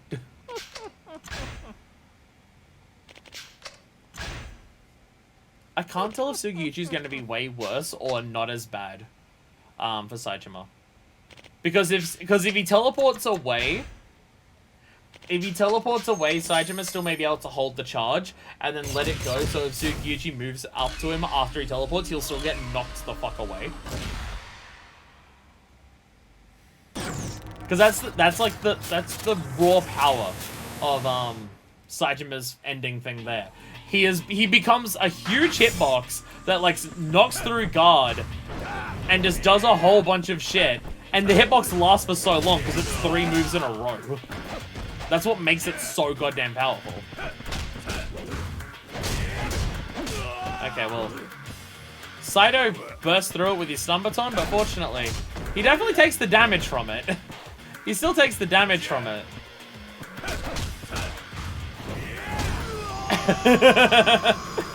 Fortunately, Saito still takes the damage from it, even if he doesn't get hit by the whole thing. So there's at least that. There's at least that. Is he then in the real fight, Saito fights? Significantly so. Significantly so. And I'm pretty sure we had that move when we first fought Saito. I think we did. Or I got that move after fighting Saito. I thought the triple charge was one of the first things that I got for Saejima, but maybe I got it after I did that. Because I'm pretty sure I had it against Kiryu. But maybe I used the level up that I got from Saito to get it for Kiryu. It's also the issue with fighting Saito. The 2 times you fight Saito, it's like right at the start of a character's thing, so they don't have all their moves.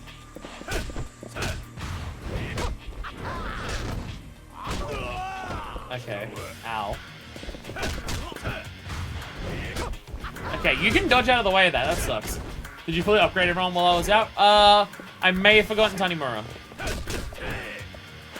Everyone, Akiyama and Saejima should be. I may have forgotten Tanimura. I'll have to check when we go over to him. There was like 2 flashing red heat moves for Saejima. And then it was just the Azure Dragon Spirit for Akiyama. Like the like survive on health thing. Like survive on flashing red health if you're in like heat or something. Whatever that one is.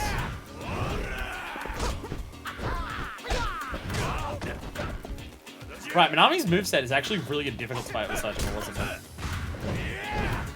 Fighting Minami as Saejima, sorry, as Akiyama wasn't too bad, but fighting with Saejima was actually a bit harder. Ow! Ow! Ow!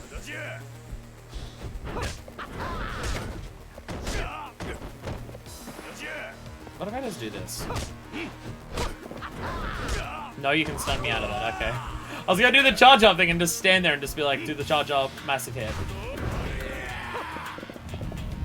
So he does get access to the flame things if you let him. Okay. Akiyama really tore through some of these people, didn't he? Yeah.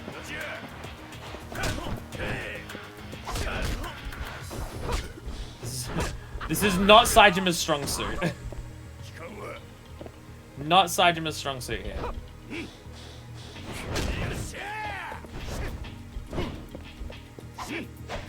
Oh my god.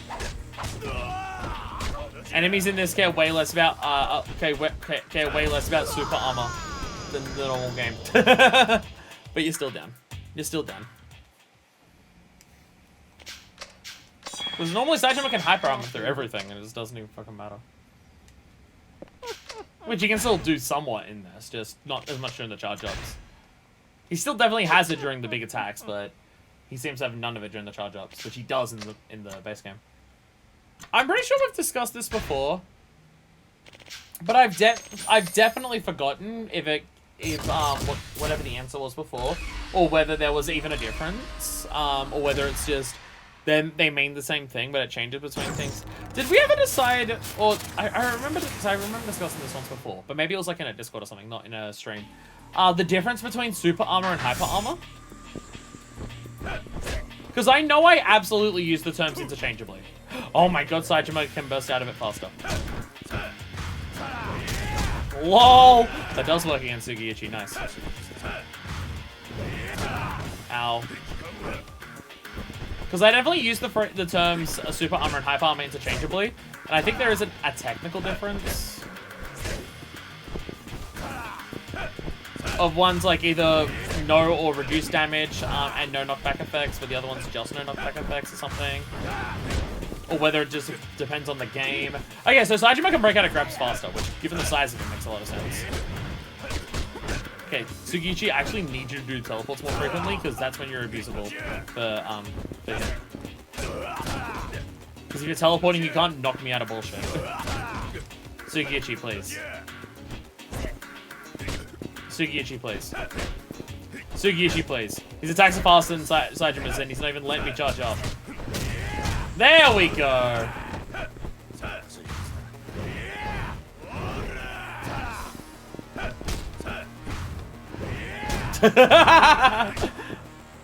Yeah.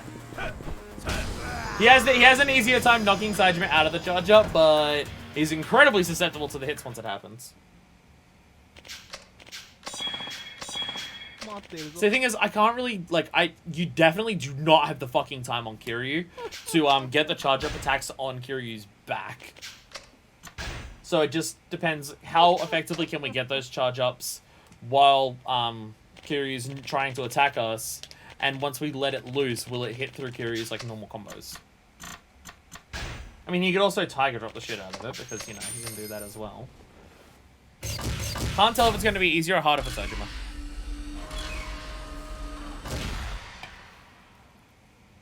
Because, like, back combos are just not really an option for Saejima anywhere near as much, because this is too slow.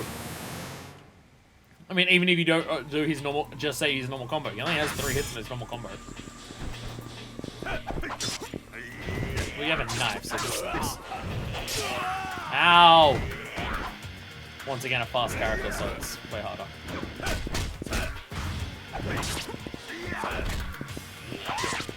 Okay, well, you're the worst of both worlds. You can... Please! Please! Please!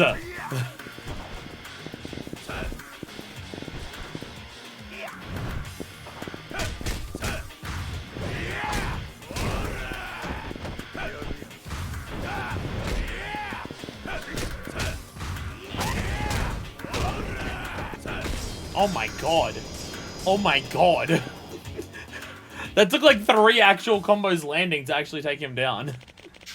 He was hitting the shit out of me, but my god.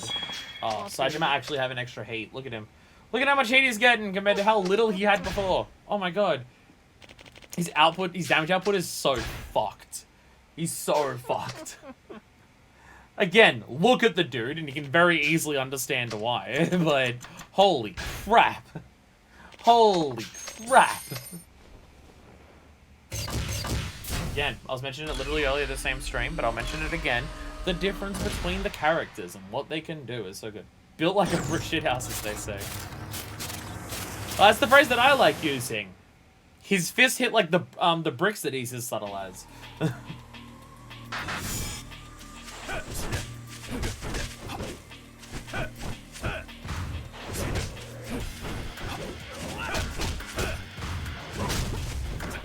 Ow! Ow!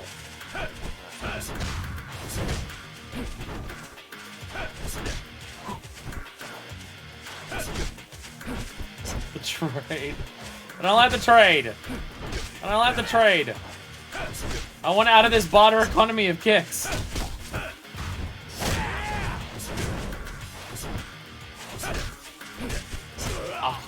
Akiyama may be one of the worst matches for Saejima. Oh my god. Oh my god! Okay.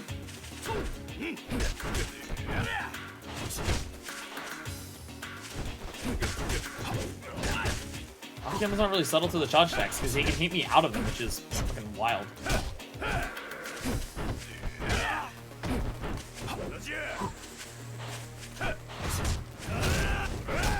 Well, that works.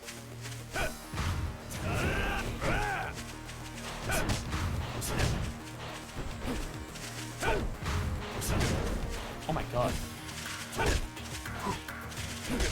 Oh my god. Holy crap. He's just so fast! Ugh! Ugh.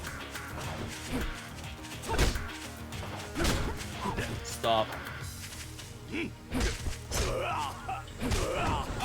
Stop, please.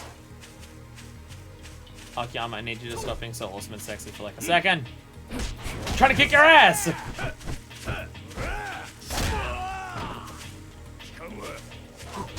At least these counter kicks don't do anywhere near as much damage as Kiryu's.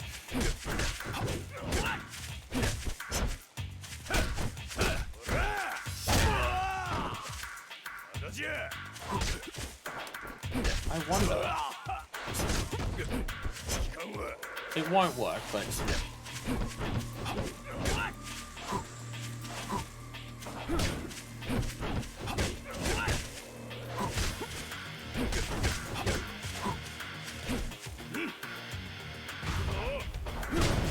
He just does not give Saejima any time to do any of Saijima's techniques. He just does not give him the time. At all. There's just no time to do any of it. Well, shit. Okay. Shit. Shit. Shit.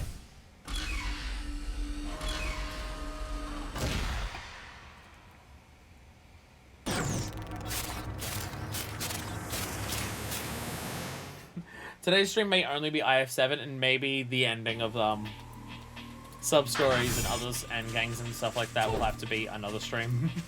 You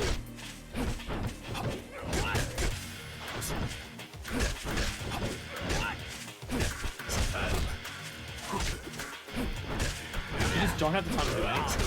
You just really don't have the time to do a single fucking thing. You don't even have the time to dodge because Saijima's dodge is slower. Because he has this giant roll as opposed to like a quick step. Let me move!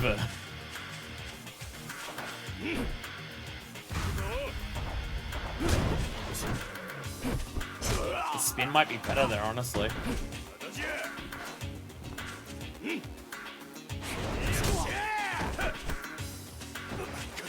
No, okay, yeah.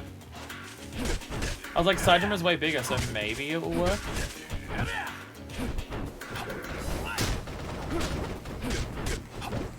Just let me do something! Okay.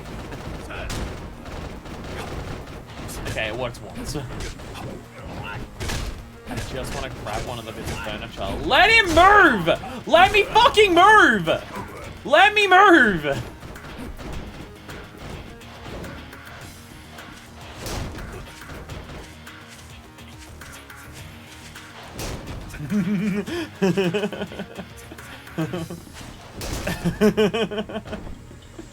I mean, it's something.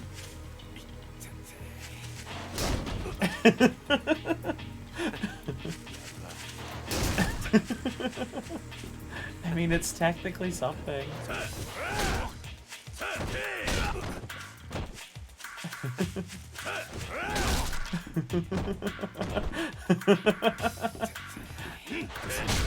No! No, the combo.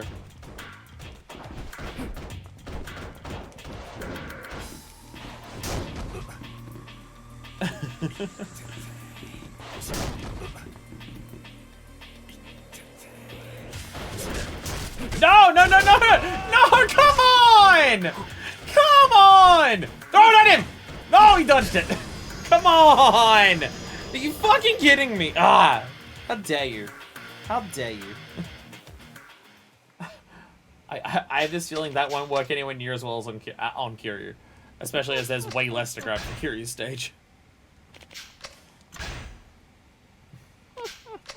But if we start with that with Saejima, because I started doing that very late, we might have a chance. We might have a chance. You can understand why they give you Akiyama at the beginning of the game. Because Akiyama's incredibly low combo is kind of playing the game on easy mode. may not be as strictly powerful or effective as Kiryu's moveset, but it's a lot easier to do. Because it's just, you know, one simple thing.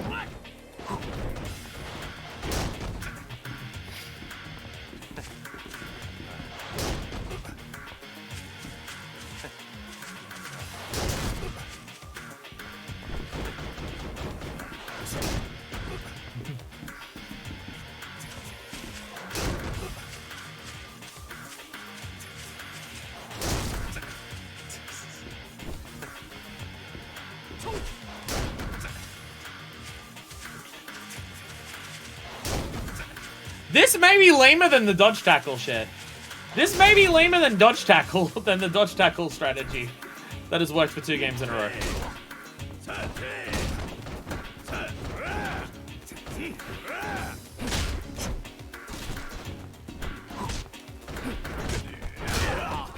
Let me move. Really do have to actually like properly combo it, because if you drop it once, it's really hard to grab another one because of this bullshit that he does. Stop it! Stop it! Stop! Stop! I swear to let me move! Fuck!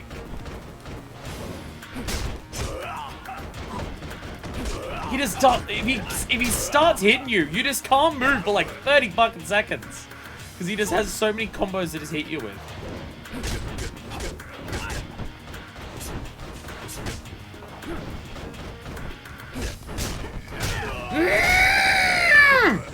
Stop it! There we go.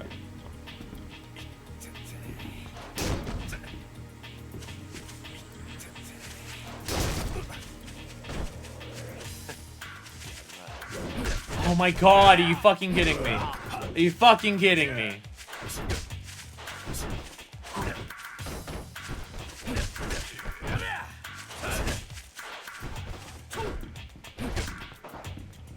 Just, there we go. Just any hit will do. There we go.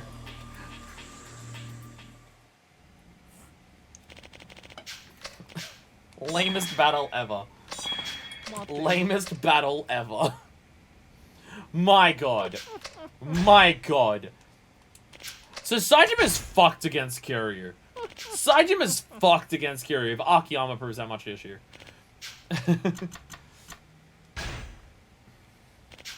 No, we just have to hope that Tanimura can't parry a charge attack. Akiyama is weak to furniture. You beat him up with a chair consistently. It's fine. It's fine. My god. My god.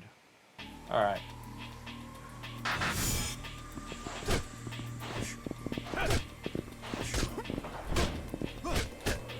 Still quick.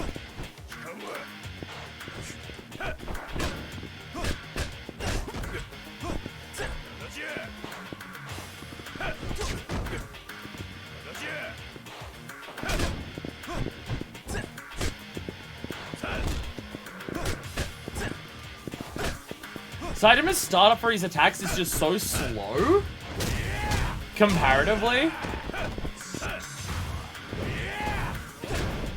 I skipped Sajima with him, didn't I? Whoops. I skipped Sajima, didn't I? Whoops. Gotta go back and do that one. Whoops.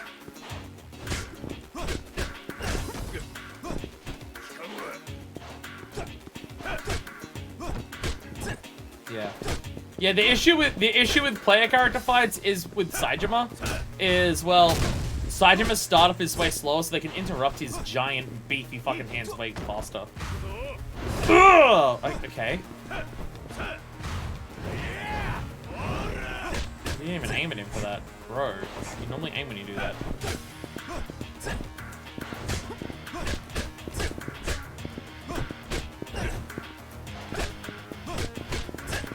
So much slower.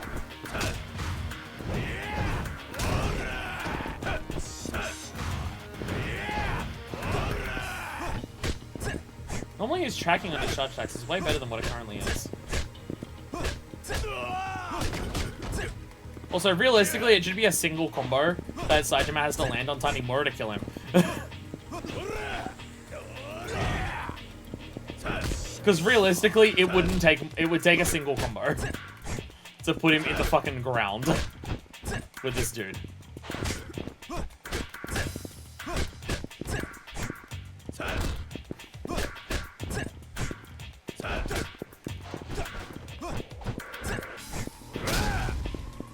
There we go! There we go!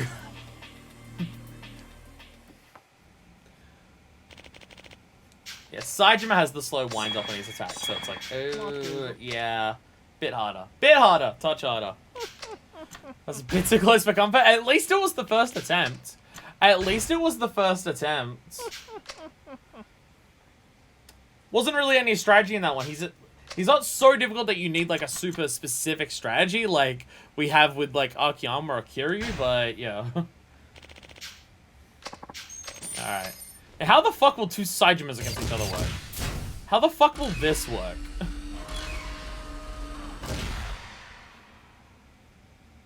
I want us to just both super armor through each other's attacks and we're just hitting each other and no one's getting stunned. That's what it should be.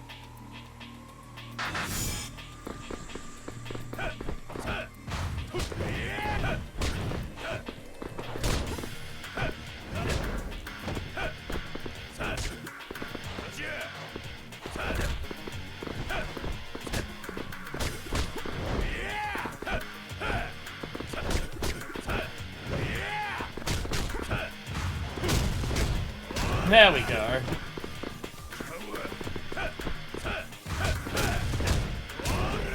It still works. It still works. It's not super easy to pull off, but it still works.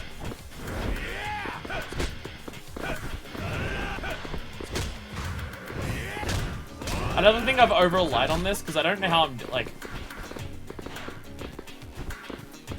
Because he's doing, like, a version of a dodge step, like, a dodge attack, which I don't actually know how to do with Saitama. Yeah, simple enough. Simple enough. Saitama is as slow as a normal enemy, as opposed to as fast as a player character. So Saitama can take him on just fine. Alright, now who's ready for hell? Who's ready for hell part 2? I'm not. I'm not.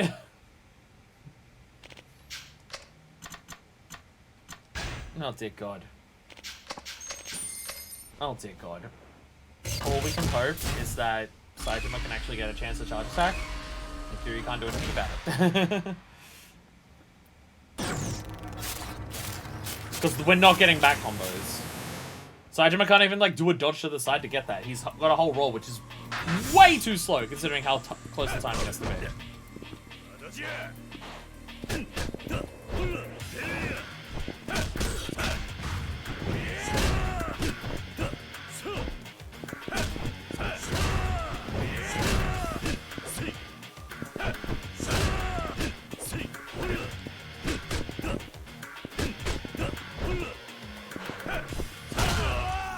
Ow.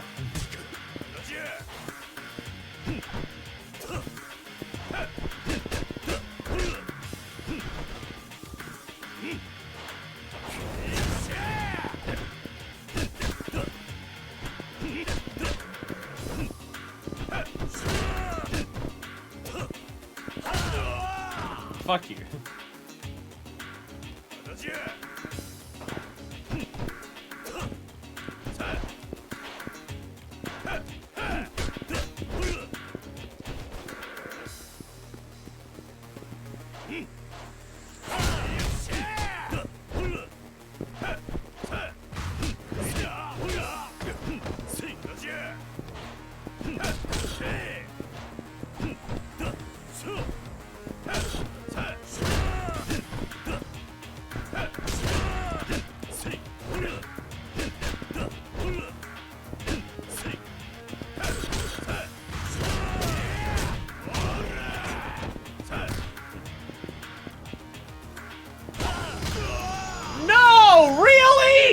Fuck you.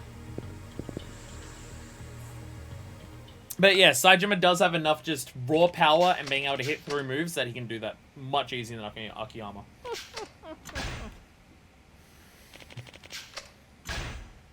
He does not have any form of speed to gimmick him with, like, a specific strat. But he just has enough power and, like ability to just hit powerful attacks. That something is viable. I think it's going to be more so a case of just getting lucky enough that Kiryu doesn't, like, tiger drop enough things, do enough stuff like that. As opposed to having, like, a proper ironclad strategy. Or just, like, a technique that we just always try and use. And he'll even try and do the charge attack from the distance. Can't be somewhat tiger drop. He takes tiger drop, still open to be hit again. Yeah. Yeah, but at least he gets the hit in. At least he gets the hit in.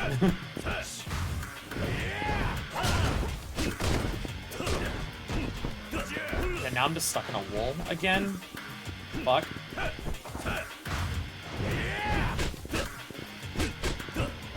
So this is just not going the way it was the first time. This is just not working now.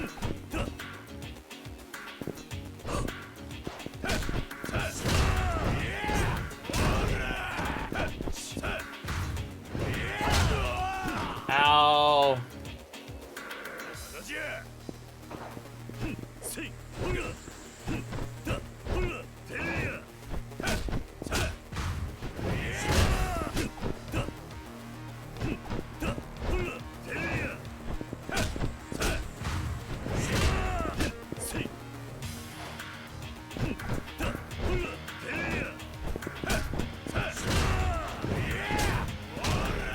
That actually seems to be, if you bait him into the combo where he entered the kick, that has his longest cooldown after anything that he does. If he does the second kick. He has to do the second kick though. He has way more than just the first kick. That one knocks you out of it. So you get enough time to at least get this off. And even if he knockbacks you out of it, you'll still get some damage in.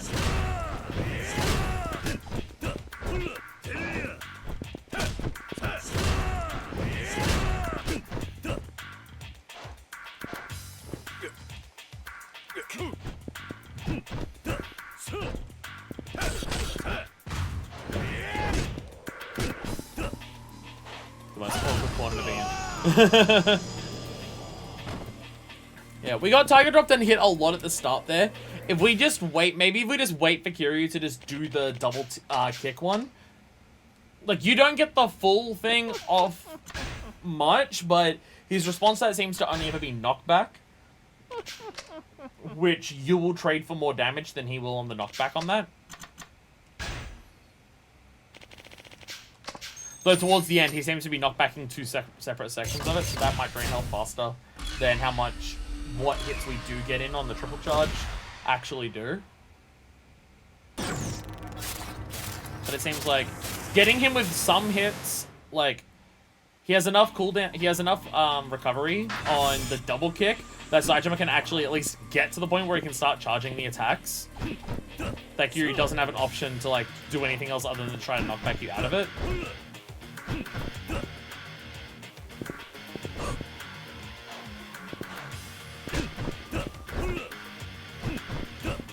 So I don't know how to bait him into that other than just waiting. Yeah, everything else is just, like, way too fast for recovery to actually even get the first hit in.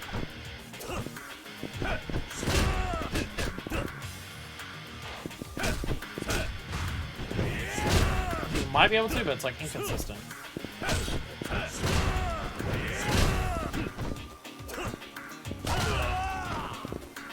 Because there needs to be enough recovery that he can't tiger drop you out of it.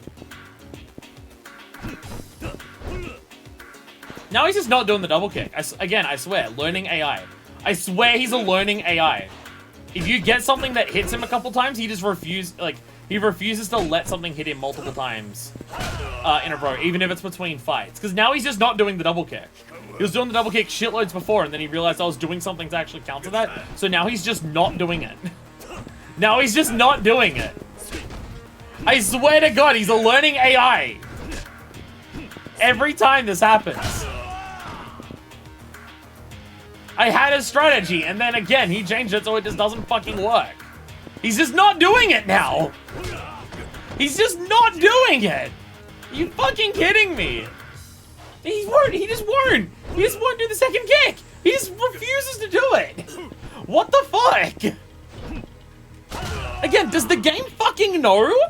Is it actually reading this shit, or am I just getting absurdly unlucky that every time this seems to happen? Am I just getting absurdly unlucky, or is he actually a learning AI? Because the fight before that one, I lost fucking count of how many times he did it. I lost fucking count of how many times he did the double kick. And he didn't do it once just then!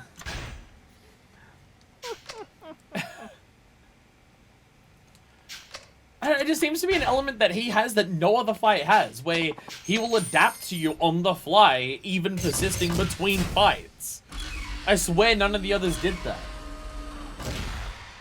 The others, if you got a cheese strat, it would consistently work on them.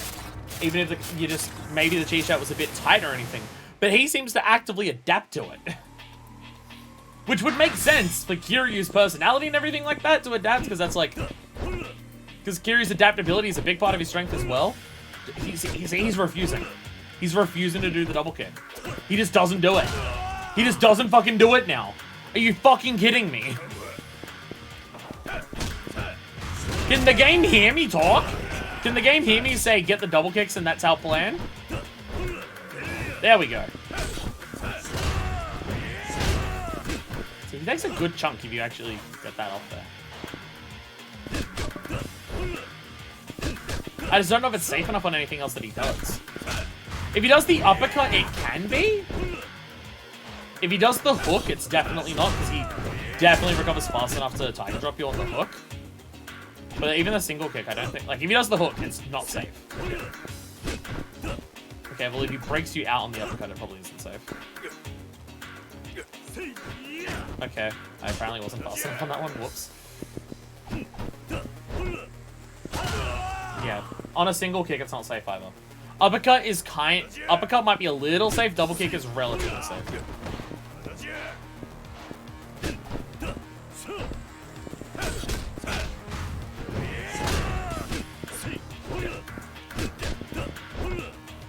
But the issue with the uppercut seems to be he can knock you out of block more, which means you have more recovery to get into the charge attack. The double kick doesn't seem to have that property though.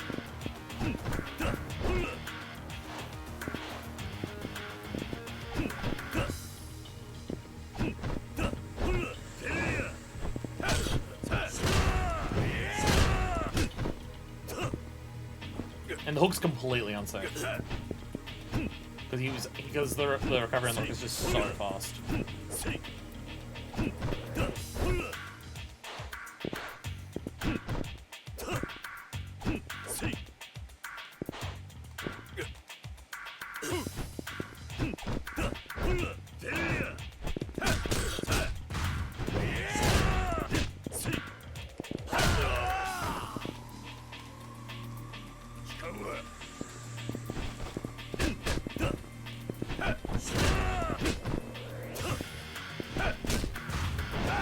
There we go!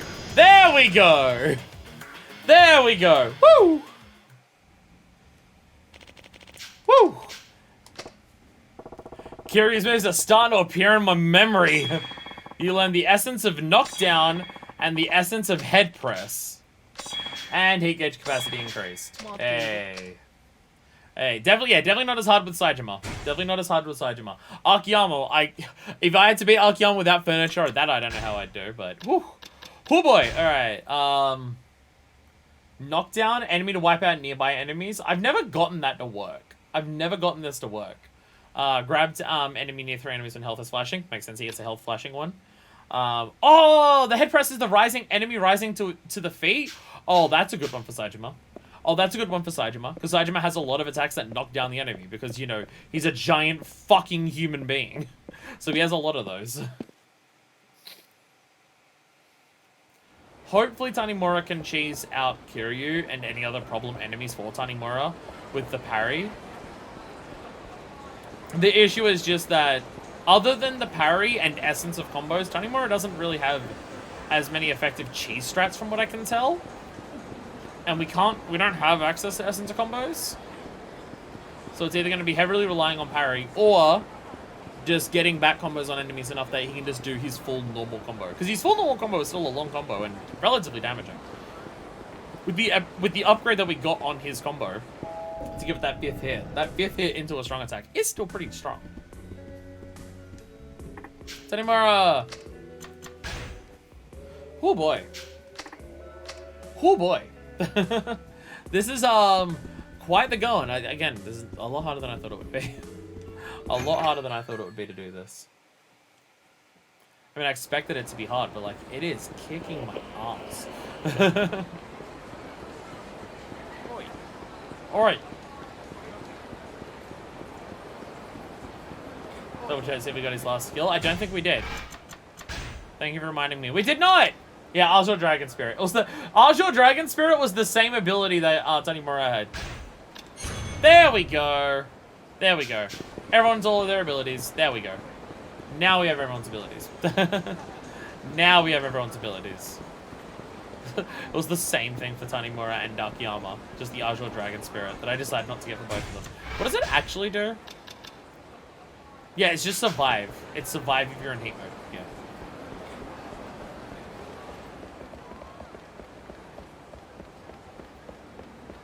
Helpful and definitely nice to have if something like gets really a real big problem. But I was definitely focusing on doing new things with the characters as opposed to passives like that. Unless the passives were like faster attack speed or anything like that. Alright, let's have a go. God. Tanimura, I'm so glad you nearly shot yourself in the head and got 3 million yen richer out of it. I'm very, very happy that you did this. Because, wow, are we burning through a lot of money. Wow, we're burning through money. So here's a question. The final sub-stories for Saejima, plus the end of the gang stuff for Kiryu, plus a final sub-story, if there happens to be one, would all of that be long enough for a single stream? Because I'm just like, by the time we get this done, I don't know if there's going to be time left to get all of them done now. Getting it, yeah, that's how long this out. Lol.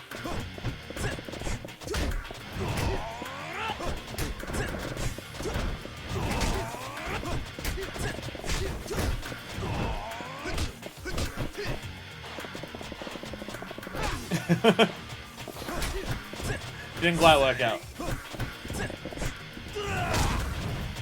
Ow! Ow! You have stun fists? Wait, what? Lol. LOL!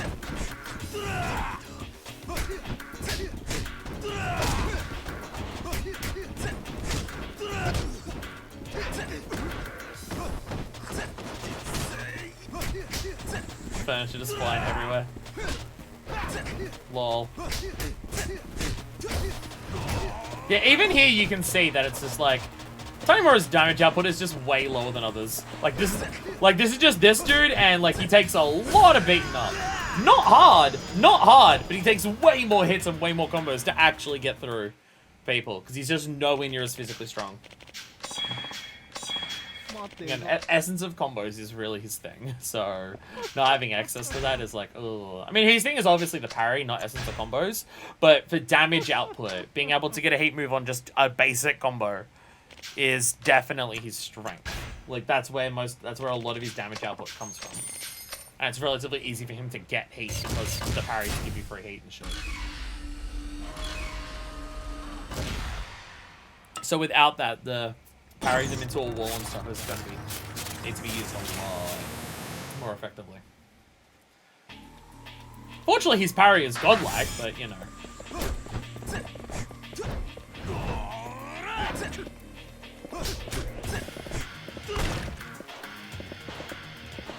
Parry the bullet. Ow. He has most of his health still. Are you fucking kidding me? He still has most of his fucking health. Tanimura, can you parry? Tanimura can parry chainsaws, never mind.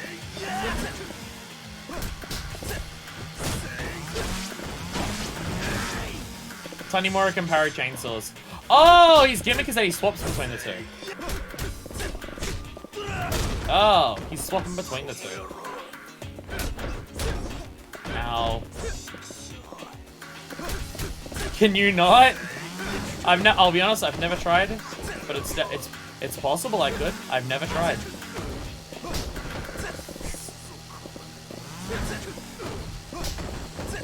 Again, to get into the idea of just like how Tanimura uses the environment way more, just parrying someone into a wall isn't enough. You have to parry them into a wall like with the right spacing so you can get the back combo like super effectively. If that's what your game, if your goal is.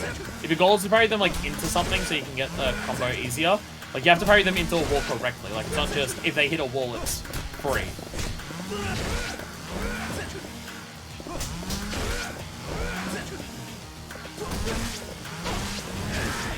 Ow. Fortunately, this dude does very little damage. Not sure how possible this fight would be if he couldn't parry chainsaws. True. True. There we go. Yeah, none of them are hard for Tanimura, but honestly, the thing that I'm worried about for some of the later fights is just damage in time.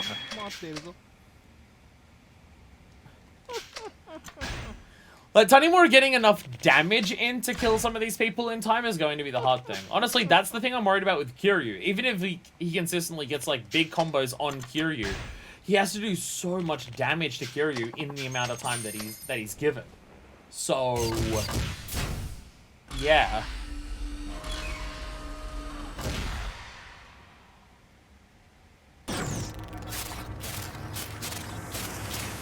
Unfortunately, it should be easy for him to parry Kiryu because he has like the amount of time you have to parry is so long because you've upgraded that shit.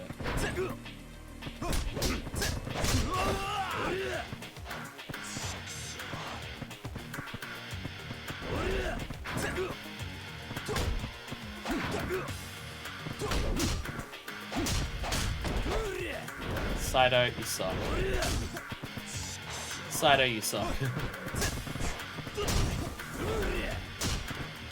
Yeah, this Saito doesn't even, like, get stunned by anything. He's just a hulking monstrosity of bullshit. The attack was so tall, it missed me. And so I didn't get the parry. Are you kidding me with this shit? Come over to the wall. Lol, that works. Is that the first time we've seen this Saito knocked down? I think it is.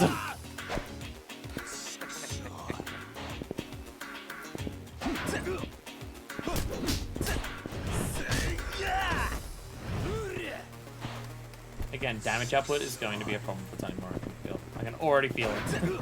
As in, we've done hardly any fights and it's already an issue. Ah!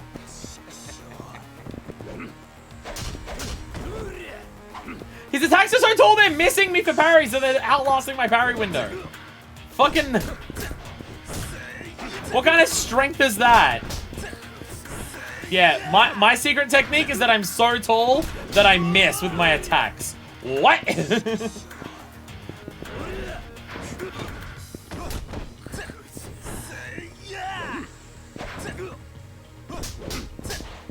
There we go. There we go. So we're winning them on our first attempt, but we're getting down like low on time already.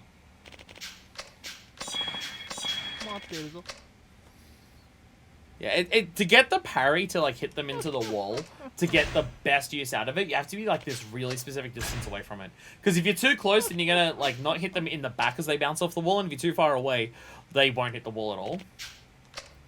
So you gotta like be at this really good like sweet spot of distance to throw them into the wall, have them bounce off the wall, and then when you send out your attack, you hit them in the back to just continue knocking them back into the wall. But there's this real sweet spot for it. Which again makes sense because Tanimura's parry is so easy to pull off, if any time they hit a wall off a parry, you could get like, it was guaranteed super fucking free, you'd get a shitload of hits on them. That would be pretty fucked. I mean, even the angle's got to be right.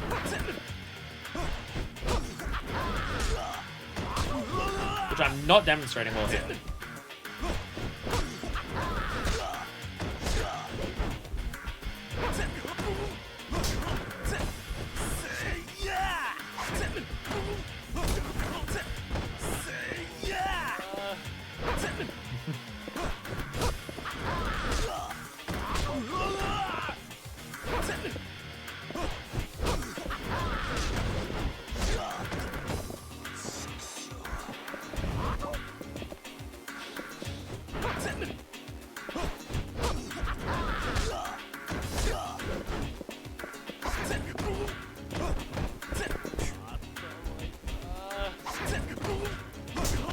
So there's that issue of just, like, if you're too close to the wall, then you can't actually hit them as they come off the wall. Like, you just can't hit them, and then, like, the whole thing of hitting them into the wall doesn't really help you then, does it? It's very specific to actually get it.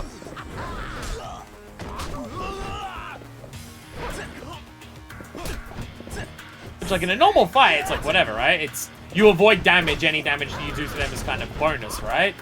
But when we don't have access to heat moves, so our parries are our main source of damage, and we're on a time limit to actually get all the damage in that we need, it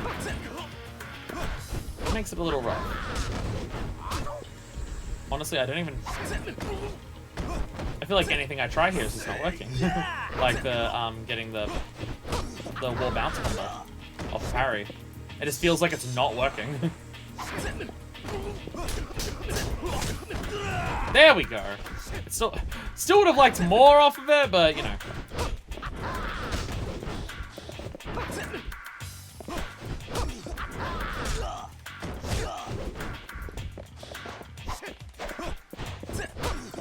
I was gonna say, is it possible to just, like, maybe focus on back combos for him? Like get him after he does something, but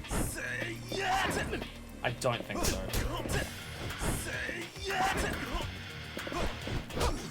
So unless he hits a wall, he's too fast for the parry to even work.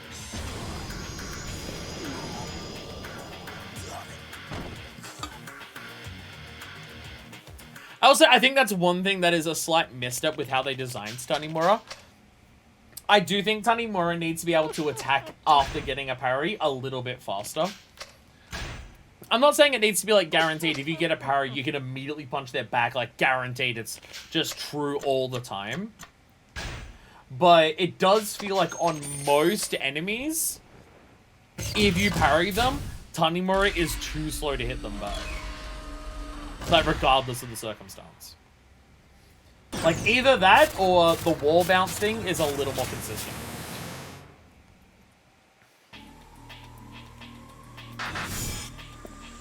Like I can feel, like, what they want me to go for with this stuff.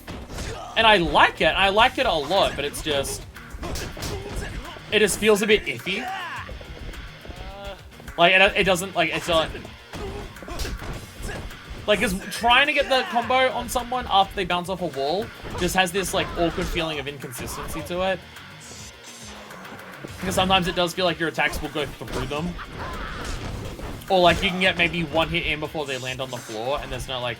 Sometimes it just feels like, even when you get the wall bounce right, there wasn't really a way to, like, really optimize any damage from it, kind of thing.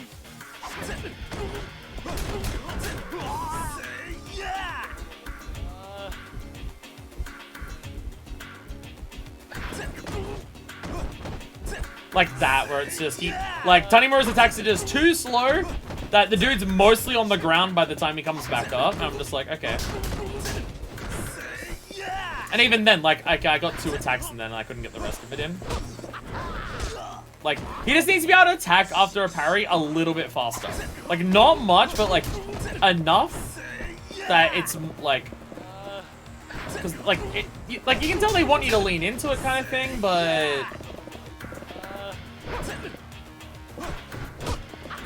It just feels like it doesn't always, like, pay off super well. Which, again, I get it because it's super easy to do. Okay, so he just can't be attacked while he's doing that, it seems. Like, he just straight up doesn't take damage while he's even breathing that in. Okay. Okay, that doesn't... Okay.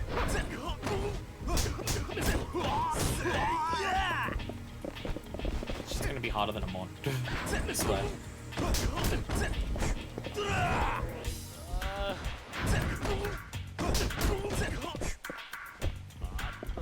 I'm just doing all the IFM in total.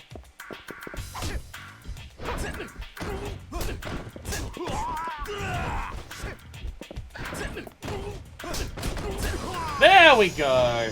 There we go. There we go. Yeah, damage output is Tanimura's issue here.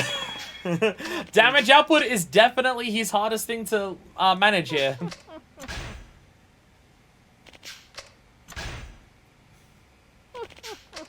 It seems to be if you get in close enough, if you do get the parry in close enough, you may not be able to get a full back combo, but you might be able to get enough into the side that you can at least do something. Instead of trying to back combo them, try to hit them from the side as they bounce back. You might not get a full combo in like you would like to if you got a hit them in the back, but you might at least be able to get something out of it. That seems to be a method that has some level like a bit more consistency to it than trying to get a full back punishment. Now, how annoying will this be?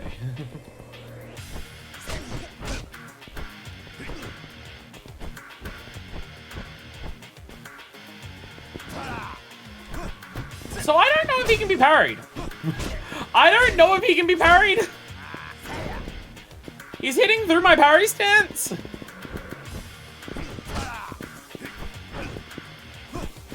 Sugiyushi hits through my parry stance now.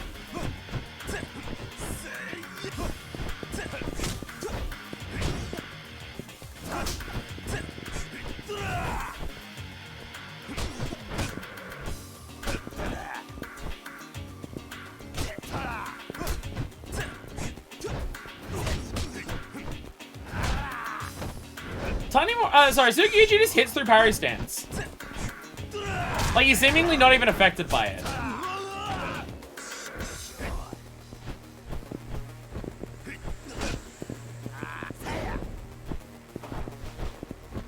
Which was not a thing that, like, he normally had. Oh, circles, right. I can do circle grabs this time.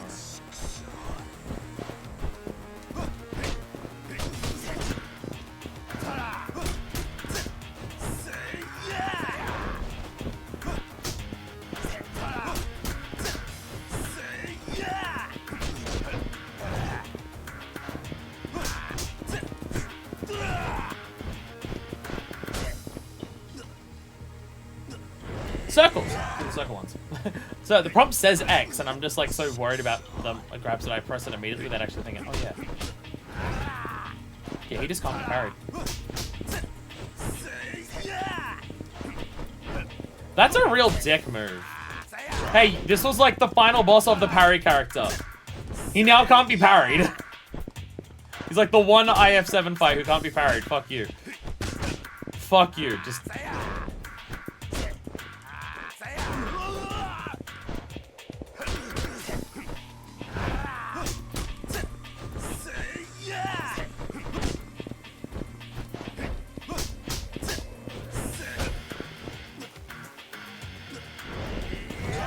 Circles didn't help there. Circles didn't help there.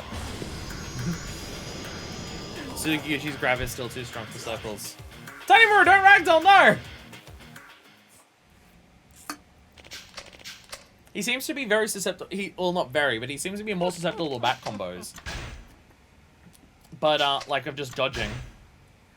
But, given Tanimura's low output, we're gonna have to get so many of them in that it's gonna have to be something that we're relatively consistent at to actually have a chance of doing enough in the time limit. My goodness. My goodness.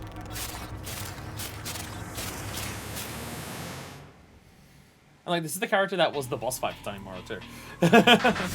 Although in that one we could parry. I just didn't remember parry being a big part of how we did that one. Because we parried him like into the truck and shit.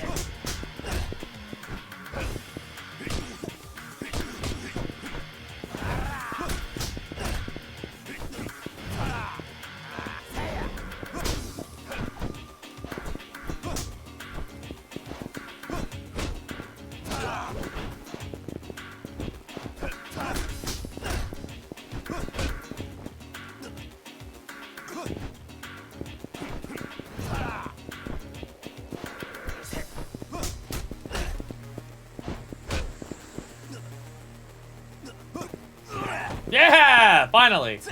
Finally!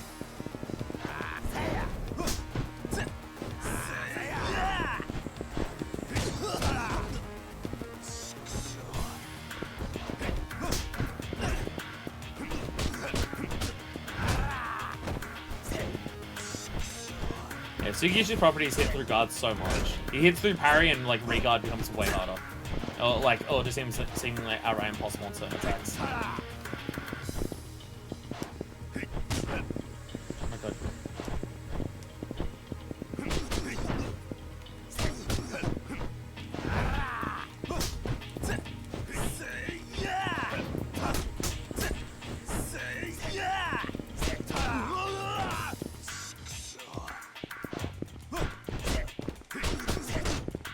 Please no, please no.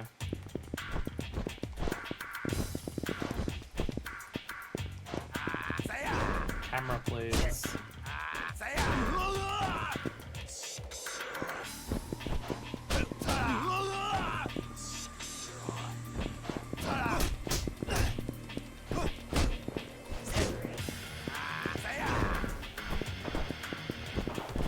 Hey, there we go. There we go. Barely any time left. Barely any fucking time left. But there we go. There we go. Whew. Whew. Shit is not easy. Shit is not fucking easy. It's gonna be the entire stream. I do apologize. I do apologize. Alright.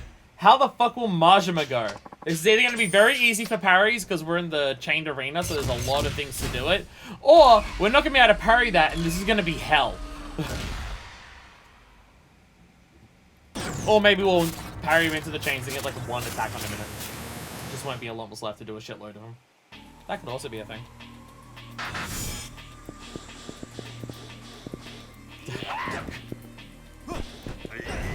So we can indeed do that.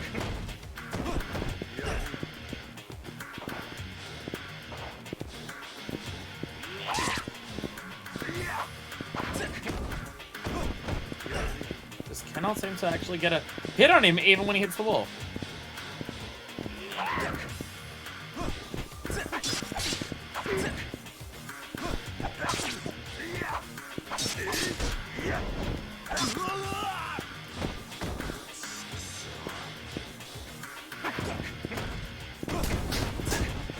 There we go. Yeah, that's what we gotta get. Yeah.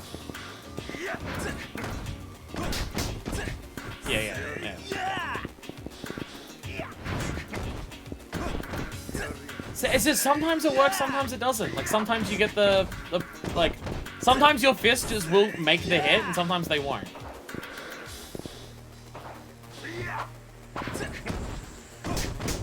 And it's I can't tell the difference of like when hitting on a wall will mean you can get a hit in and when it can't. Like, sometimes it just feels like the hitboxes will cooperate and sometimes it doesn't, and I don't know if I'm doing something wrong. Or whether it's just very certain angles work and other ones don't.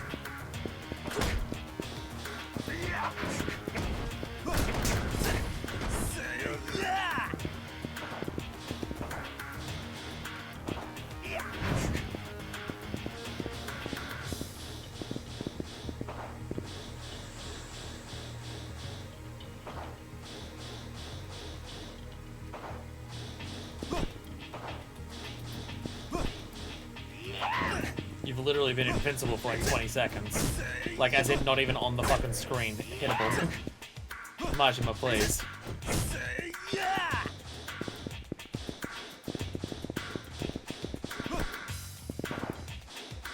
Majima!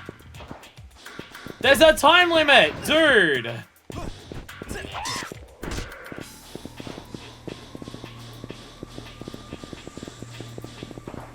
Bro!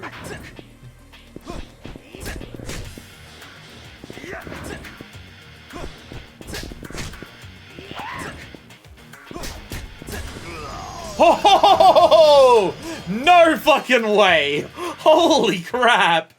On the fucking buzzer! Wow! Wow, on the buzzer! That must have been frames away from failure. That must have been fucking frames away. Oh my god. Oh my good god.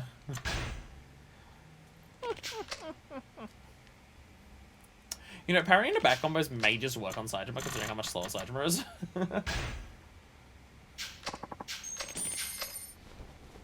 I say that now, it probably won't, but it would be nice if it did.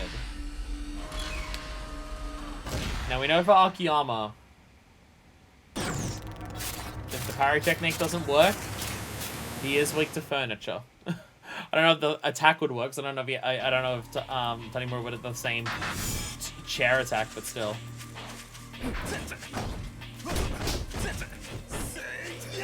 Fortunately, this is a lot easier to do the parry. Like, we have an entire hitbox in the middle of the map, so wherever we are, we have access to a really easy to access wall. We don't have to actually drag him off to the sides or anything.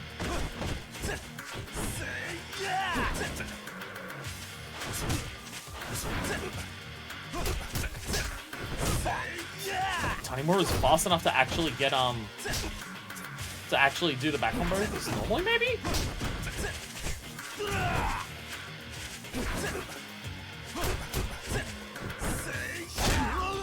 Ow. I pressed parry. I pressed attack at the same time as well without realizing it? I guess I did.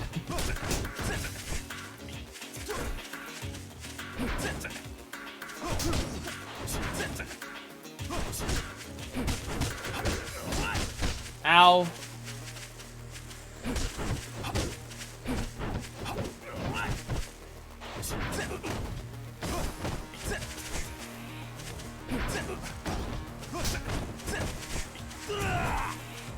Man, this feels inconsistent in terms of like when it does and when it doesn't do the thing that I want it to do.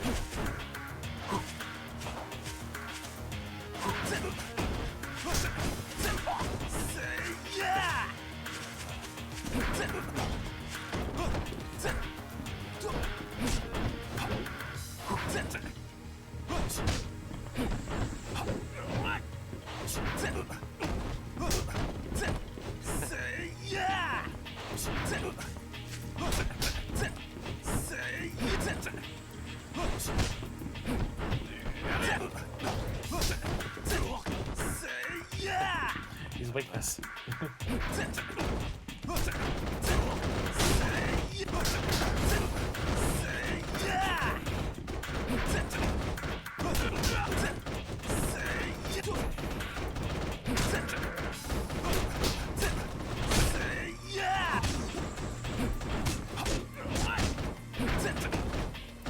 There we go.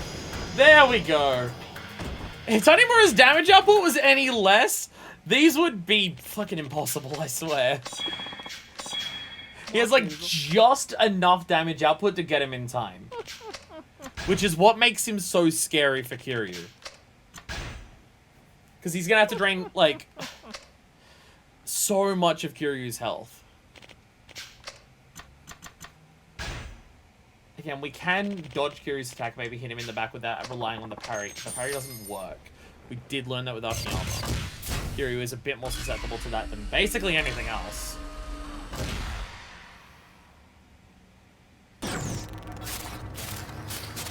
Well, did I choose Saitama or Tanimura?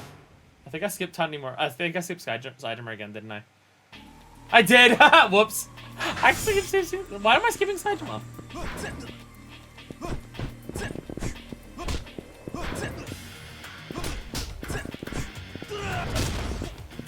Actually, given the fact that Nair could parry, this is basically just... this is just Tanimura's training again. Because she can parry. This is basically the same fucking thing.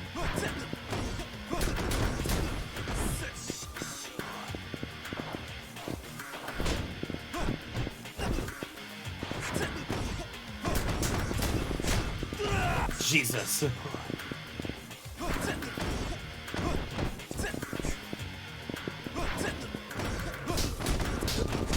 Oh my god. Oh my god.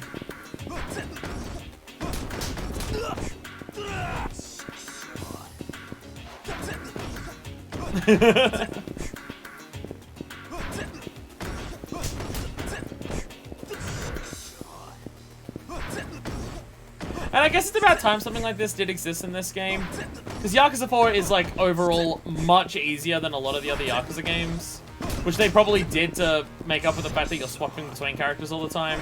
If it was as hard as what Yakuza 3 is, and you had to learn a new moveset every quarter of the game, it would end up becoming it becomes very difficult.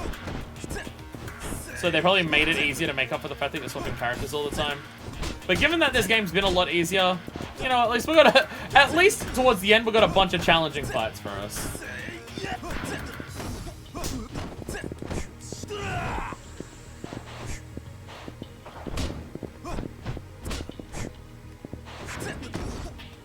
I mean, like, Yakuza 3's probably still been the hardest game so far. Overall, I would say it is.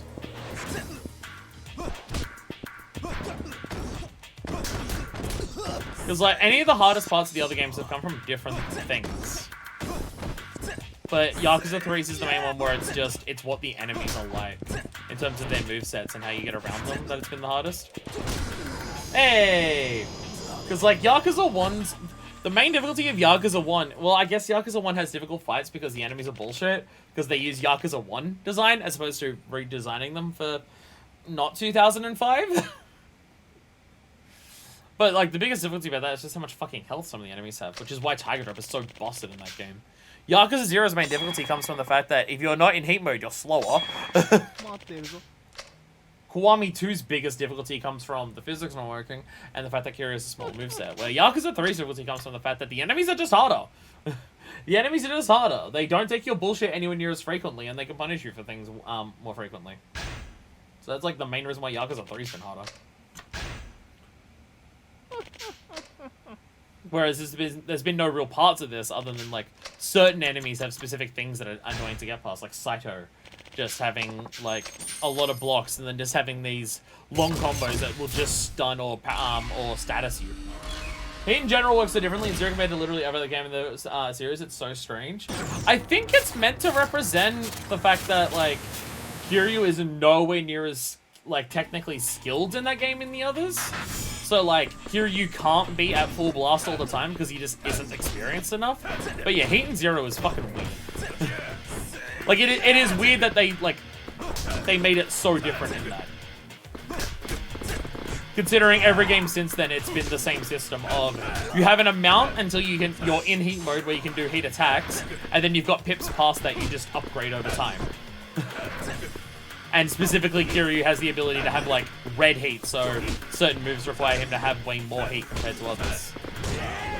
But Yakuza 0 is just, it's weird. It's weird, you've got 3 levels, and, like, certain things only work in certain levels, but also if you're in the first level, your attacks are slower. I think it's a big reason why it was also so hard for me to know, like, which heat, like, to learn heat moves consistently in Yakuza 0. Like, I feel like I learn heat moves in the other Yakuza games of just, like, try to get this situation to work. Where in Yakuza 0, I mean, also Yakuza 0 was my first Yakuza, so, like, a lot of differences would come from that, right? But, like, I swear, there are some heat moves in Yakuza 0 that only work when you're in the second heat gauge. So if you're in third heat, you can't do certain heat moves. But also, you don't want to use heat, like... In the other games, heat is just, when you get it, burn it, because it's just damage, right?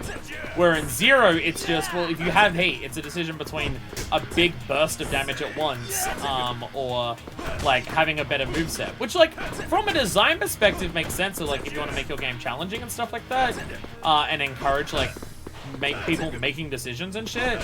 But, in practice, it just means, well, the heat moves are cool, and you just don't want to use them because if you do a heat move and do, like, a big pull attack and do a bunch of damage, it's going to be harder to attack the enemy afterwards.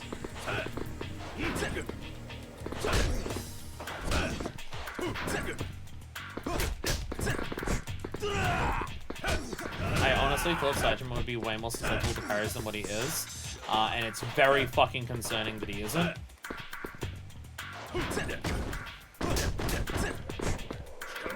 It's very concerning that he's not as susceptible to parries as what I thought he would be. See, like, that, like, sometimes it just doesn't... Sometimes the hits just don't land after a parry. And I don't know why. Like, why don't those hit compared to other times? Like, I really like the concept of Tanimura, and he's sick, and like, for the normal game, what he does works fine, but when the game asks you to, like, push the combat system to its limits, I do think Tanimura, like, just some of the innate inconsistencies of what Yakuza's combat is, of just, like, the way bouncing off walls work, and the way hitboxes work, in terms of how enemies, like, as they're falling onto the ground or bouncing off of stuff. Like, those hitboxes have just always been a touch inconsistent, and...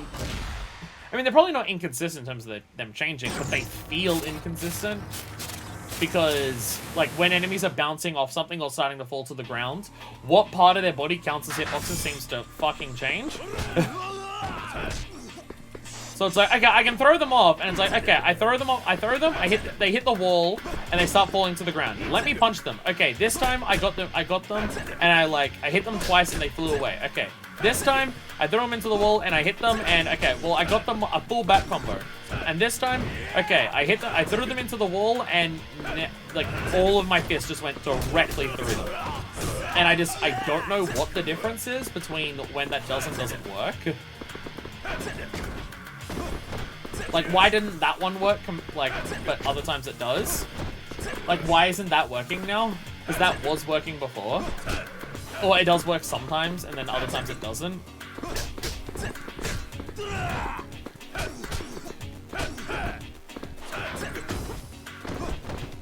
Like, just sometimes it does and sometimes it doesn't, and I don't know why.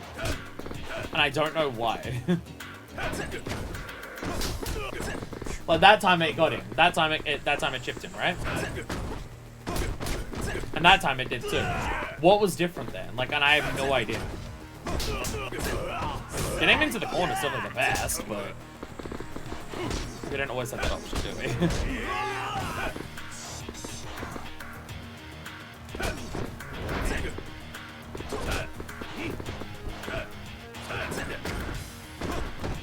And then that time it didn't. And that time it didn't either. Like, why?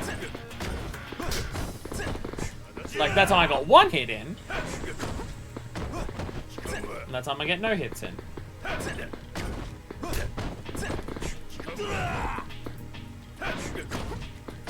But it's just something where it's hard to rely on it because if there's differences between them, they're so precise and unclear that it becomes a hard strategy to rely on. But when the game pushes you to, like when the game's asking you to do what you're doing here, to do a shitload of damage to Tanimura, I think I just got a back combo in. It's probably just gonna be easy to back combo in.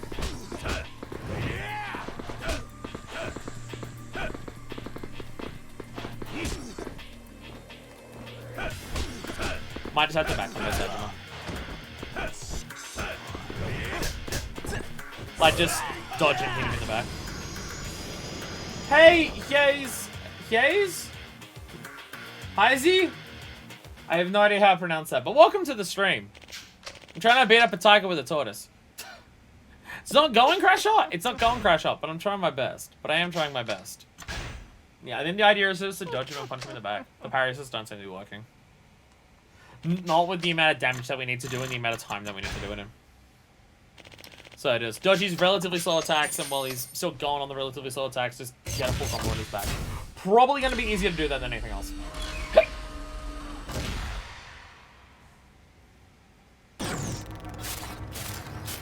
This is going to be the entire stream. This game is cool. I fucking love this game. I fucking love this game. Ow. I'm now realizing an actual issue that I have of trying to dodge punish Sajima is I can't block. Because on the other characters I could block until like I see something that I'm more comfortable trying to dodge punish. But I can't do that with Tanimura. Because if I try to block to get ready, then I'm going to be parrying.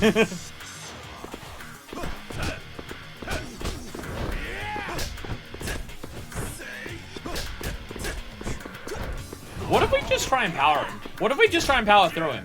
We're faster than him, so we might be able to just get him down. Like, we might be able to just hit through enough of his stuff that we don't have to worry about actually dodging him that much.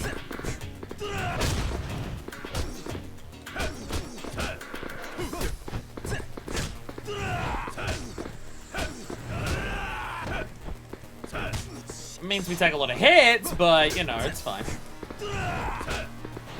But it's fine.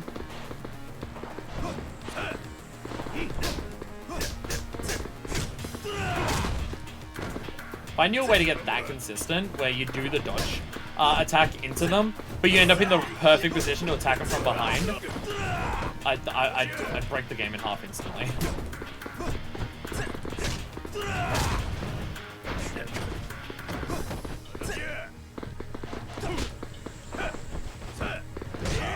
Ow.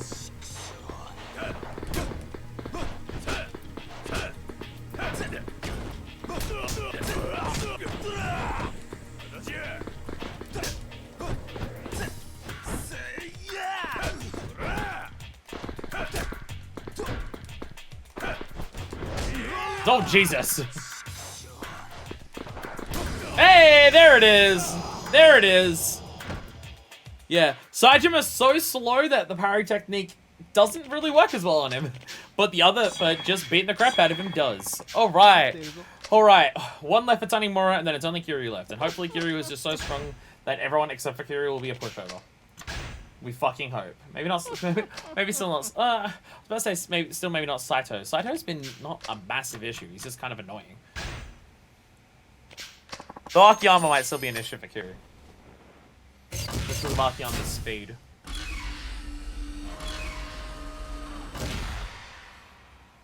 Tanimura's the room you fight Tanimura in actually kind of makes Tanimura relatively easier because he has such a tiny room. It's easy to get him into the wall.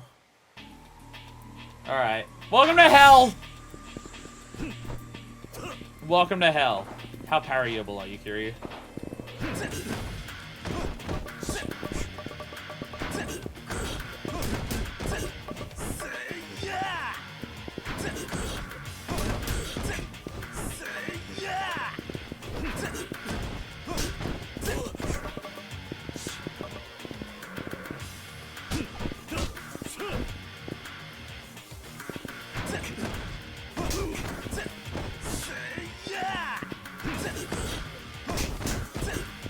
Should be able to target drop out of a parry stumble. Theoretically.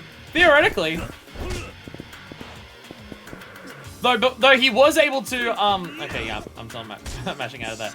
Though he was able to tiger drop out of a, back stun, so who the fuck knows what Kiryu's capable of.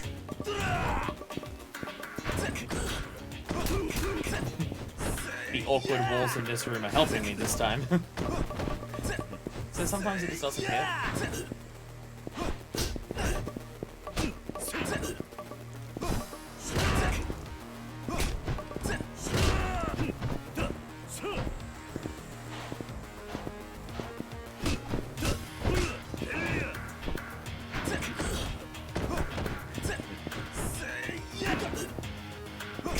Just parry a tiger drop? I might have?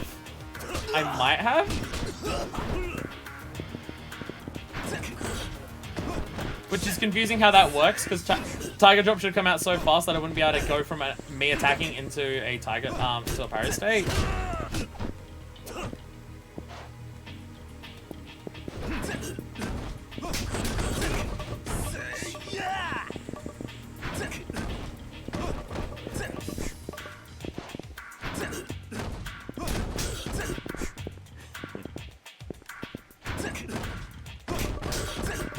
I think this is going to be the easiest Kiryu one out of all of them, but it's still going to require, because our damage output is just so low, we have to get so much of this working.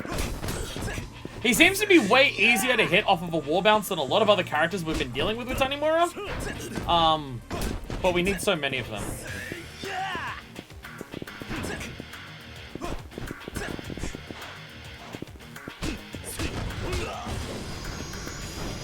Definitely the best first Kiryu attempts.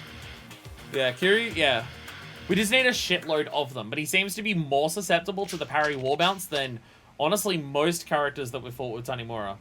Because so many of the characters we were fighting with Tanimura, as they got wall bounced off the parry, They were really hard to hit. Kiryu seems to be getting hit most of the time if he gets hit on the wall. Which again makes me wonder, what is the difference between whether you can or can't hit them? I don't know. Because it's really unclear.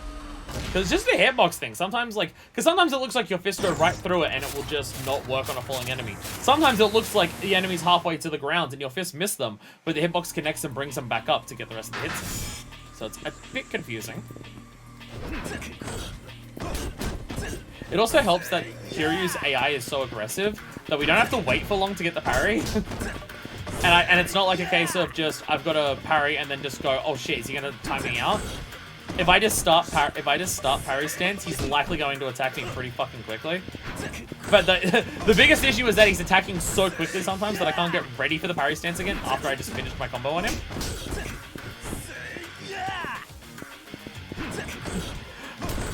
So his aggressive AI does kind of help here.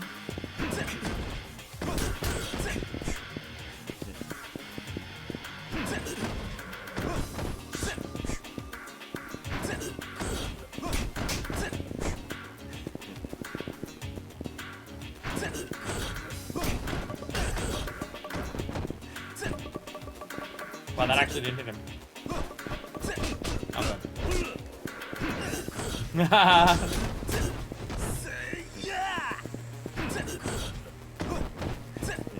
Saying like that didn't.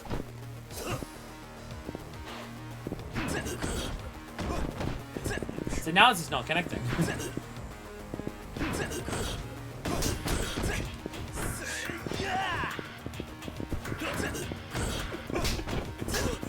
That, physically, that doesn't make any sense. I parried him out of the air, but he went into a standing state. I know it's a video game, but still, like... Really, what the fuck did Tanimura do? Grab him out of the air, stand him up, and then throw him away?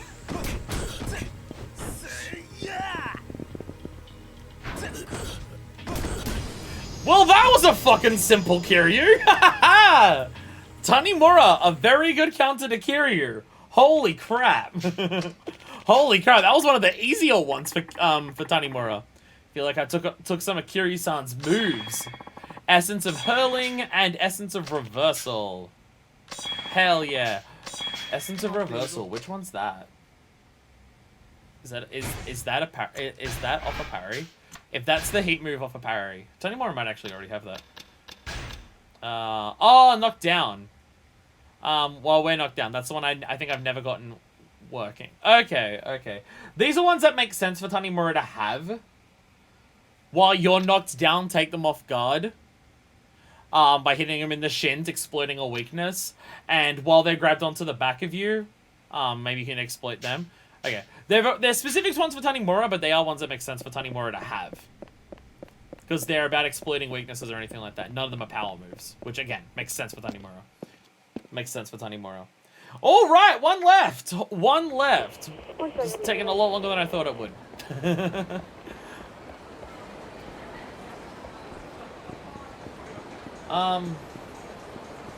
So last 10 rounds. One character left. The amount of content that we have left before we beat the game, is that going to be long enough for a full stream? Or should today's stream just go on for a long time and get it all done? I guess that's actually a really impossible question to answer, because how long it will take to do the rest of it really just depends on how long it takes to beat a mon, doesn't it? It just depends entirely on how long it takes to beat a mon.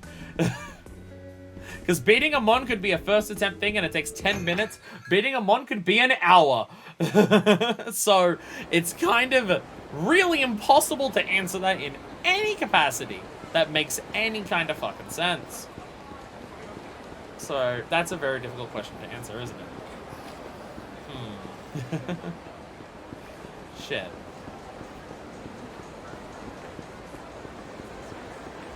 Shit.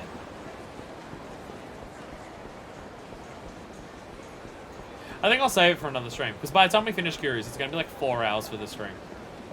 And I don't want the last stuff to end up taking like another fucking 2. I mean, we still have sub-stories. Sub-stories can take forever. We know this. I can get 3 sub-stories done in a 3-hour stream, so...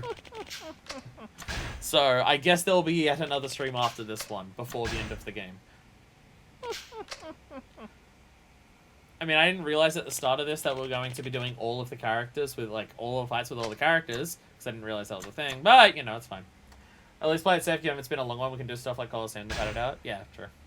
True.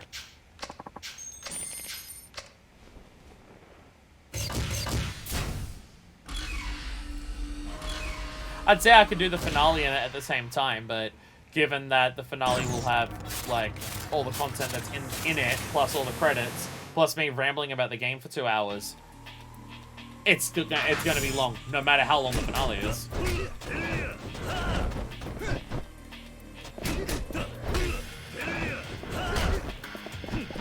I feel like the finales are, like, have been very inconsistent in terms of their length. Like, finales are kind of all over the place in terms of how long they are.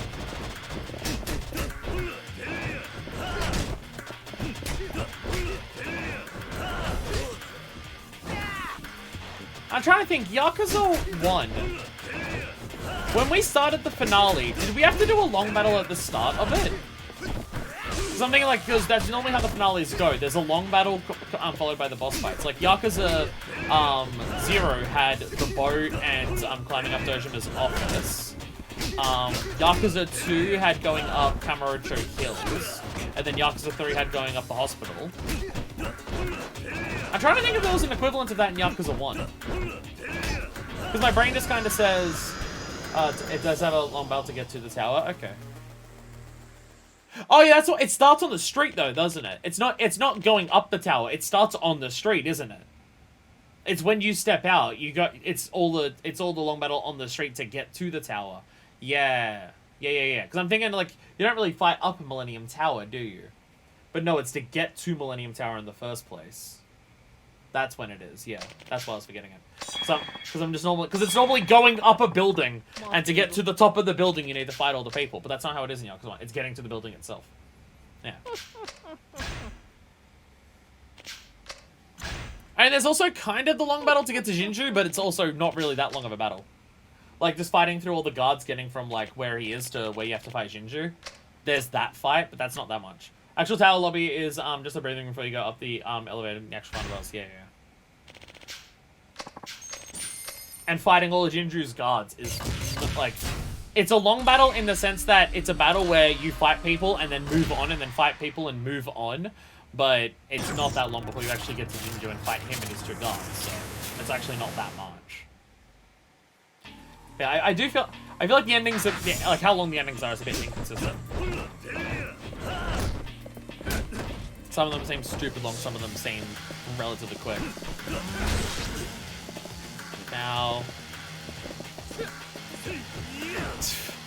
Fuck your chainsaw!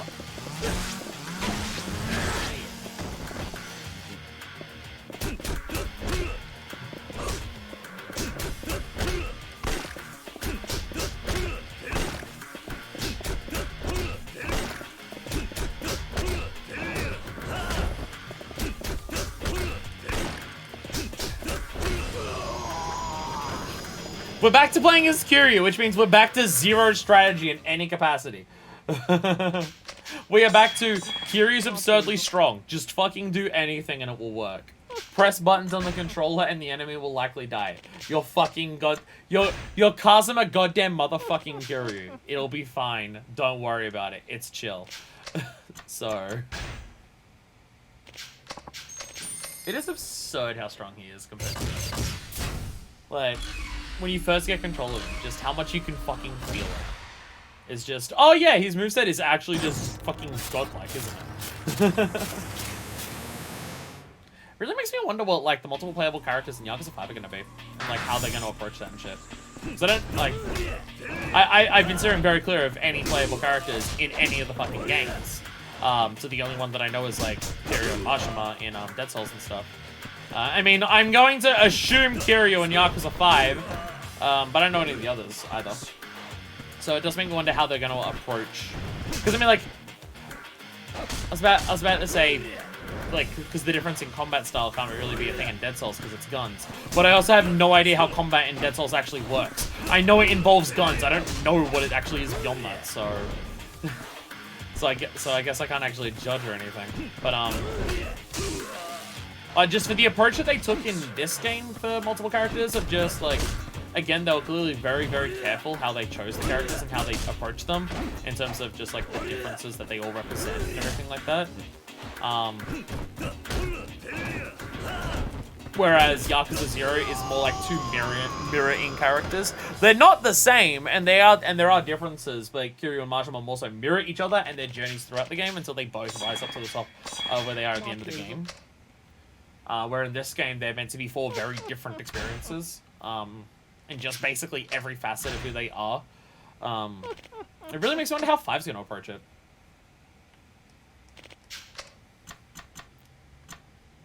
We just did Saito. I was trying to remember who we actually just fought. It was Saito. Because I've also heard that Yakuza 5 is by far the longest, so we're going to be spending a while on that game. I mean, again, with 5 playable characters, makes sense it's going to be by far the longest out of all of them, but... Yakuza 5 is the one that people have warned me. It's just like, by the way, you think Yakuza games have a lot to do in them? Yakuza 5 is the most dense with content. You ready for me? Then set the fuck up, it's time to die. There we go. Make sure I got the Curious line in for that long battle, right? Well, because that's the thing because it's, I think he said it a couple times, but it's the thing at the end, where he gives the taunt, the Kakatakoi! I'm pretty sure it's that one. I'm probably mispronouncing it because I don't actually know it, but yeah. Okay, Minami's a pain in the ass. Fuck you, Minami. Because yeah, it's when he steps onto the street with Haruka and everyone surrounds him, he's just like, "You ready to die, bitch?"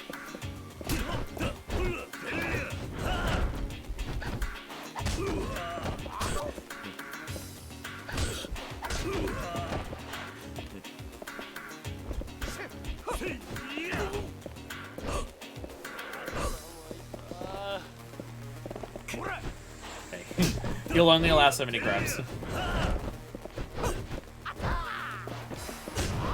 he even dodge and punish me? I feel like he turns around so quickly. You absolutely can. Women, money, power, and women. Ah, Yakuza 1 love.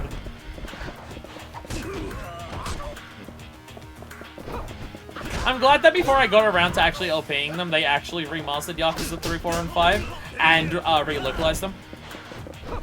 Because it's funny, it's so funny hearing about how bad, like, all of the dubs are pre-Yakuza 0, where it's just like, yeah, these dubs are kind of, like, these localizations are terrible, and, like, the dubs are weird and stuff like that. And it's so funny to hear that because, like, Yakuza 0, like, a big part of the reason why, like, Western audiences love Yakuza 0, I mean, outside of everything that Yakuza 0 is, the localization in Yakuza 0 is done so fucking well. Like, localization for Yakuza 0 is just so on point and fantastic, like, the entire time, that it's funny to think that it's just like, oh yeah, there was an era where, like, the localization for this series was just garbage. So I saw this clip with a chick and... Okay, just in terms of the increase in popularity of Yakuza 0, combined with just overall sales of the franchise, how much money do you think that chicken has made Sega? Like, I'm not saying that the only reason that Yakuza 0 did well in the West is because of that chicken, but it's undeniably one of the biggest aspects of it. I mean, again, when Sega put out, like, surveys for it, it was literally included as one of the options. How much money do you reckon that chicken has made Sega? Because it's probably a lot. The clip of Naga on Twitter was absolutely the first thing I ever saw. I thought you played Yakuza 4 before Yakuza 0 came out. Wait, Yakuza 4 was your first Yakuza, but you saw stuff from 0 first? What made you jump into Yakuza 4 then? Like, the first thing that you saw was from Yakuza 0. What made you jump into 4 instead? Because I know 4 was your first one. See, I figured because 4 was your first one, you had started playing Yakuza before 0 came out.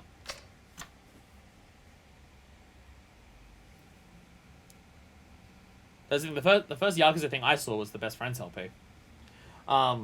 Because I mean, like, I had heard Pat talk about Yakuza 4 for a while, of just being like, yo, it's good, and then they LP'd it, and I didn't watch it. And then he was talking about just, like, wanting Yakuza 5 to get localized, and just talking about it for years. And then Yakuza 0 came out, and then they LP'd it, and I decided, okay, Pat's talked about this for long enough, let me watch it. And then I watched it, and then Kiryu drop-kicked the dude so hard he almost flew out the window, and I'm just like, okay, I'm not going to play this franchise. So that's what sold me on it. The chicken, out-of-context sub-story dialogue, saved Yakuza in the West. Thank you, internet. Well, it's like, there's also that one video.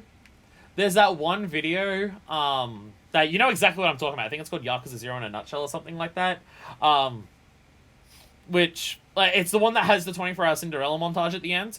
And you know exact one I mean, because it has the thing where, to the beat of the song, Majima bangs the dude's head against the wall. I also think that video has made Sega a decent chunk of money. Because that video has a few, I think it's like 2 million views. And there's a lot of comments that are just, what the fuck is this franchise? I've never played it. So that also would have done incredible for that, for it. Yakuza 0 in a nutshell, yeah.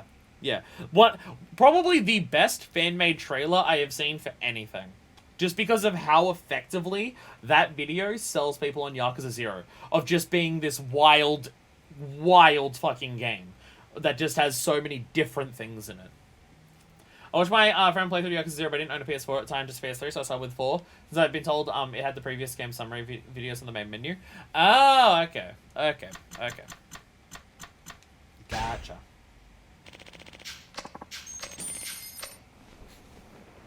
Yeah, like, for me, it's explicitly Best Friends. I mean, I feel like there's, like, a lot of franchises that I've gotten into have either been people I follow online have played it, and it's convinced me to give it a shot, or it's been a case of, as a Let's Player streamer over the years, people have told me to play a franchise, and so I've done so. Like, the same person, like, for Danganronpa and Kingdom Hearts, the same friend that I had recommended both of them as specifically, hey, you should LP these games. The same friend recommended both of those. So I then played both of them. And, like, I obviously, like, really enjoyed both series and stuff like that. And, like, just the way that I play games has changed so much because of, me being a streamer and Let's Player and stuff like that. Like, there are so many games that I wouldn't, or games and series that I wouldn't play if I wasn't a Let's Player. Which is a big part of the reason why I now primarily play games on stream and stuff like that. Like, I don't know if I ever would have touched Kingdom Hearts if it wasn't, hey, play this and play it as a Let's Play. I don't know if I would have played Danganronpa if it was the same thing. Yakuza I probably would have also played. I probably would have also played Yakuza just because of, like, being sold on it from the Best Friends video. But I don't know if I would have played past 0. It might have been a case of I really enjoyed the first one, but I may not have had the motivation to go pick up the rest of them. Because, I mean, obviously with the amount of game series that I play through, like, whole series as part of my LPs, and game series I have in the future planned for that, wow, Sugiyuchi's not even an issue for Kiryu. His combos last for so long and are so far-reaching that even his teleport shit doesn't matter. I haven't really finished many series, just on my own, playing them off stream and stuff like that. Playing games on my own, I normally don't play full series. I play the entry that I like, and then I play that. Like Fallout. People, like, when I was playing Fallout 3, I got it because people said it was good. And then Fallout New Vegas came out, so I played that one. In my own time, did I ever go back? Did I ever go back and play the Fallout 1 or 2? No, because in my own time, that's not the type of person that I am. Where streaming and Let's Playing really forces me to play things, like, I mean, it doesn't force me, but, like, people enjoy when I play through whole series. That's always been a thing that, like, ever since Kingdom Hearts and Danganronpa, people have always enjoyed watching me play through entire series of games. So now I do that, and that's what's made me fall in love with series. Like, I love Kingdom Hearts because I've played through all of them. I love Danganronpa because I've played through all of them. I love Yakuza because I've played through all of them. I remember why I specifically bought Yakuza 0. It might have been just seeing a lot of YouTube videos about it, or just a recommend popular game when I bought it. Really says something about Kiryu's IF7 that we can have this conversation while you're just blitzing through them? They're not even anything. They're not even anything. Hey, fine, let's put Fallout 1 and 2 on the list. You say that. You say that. Fallout 1's already on there. Fallout 1's literally already on the list. The only reason that Fallout 2 isn't on the list is because I haven't played Fallout 1 yet. So I was gonna play Fallout 2, it would be after Fallout 1. So it's currently not on the list. Fallout 1's already on there. Fallout Tactics, baby!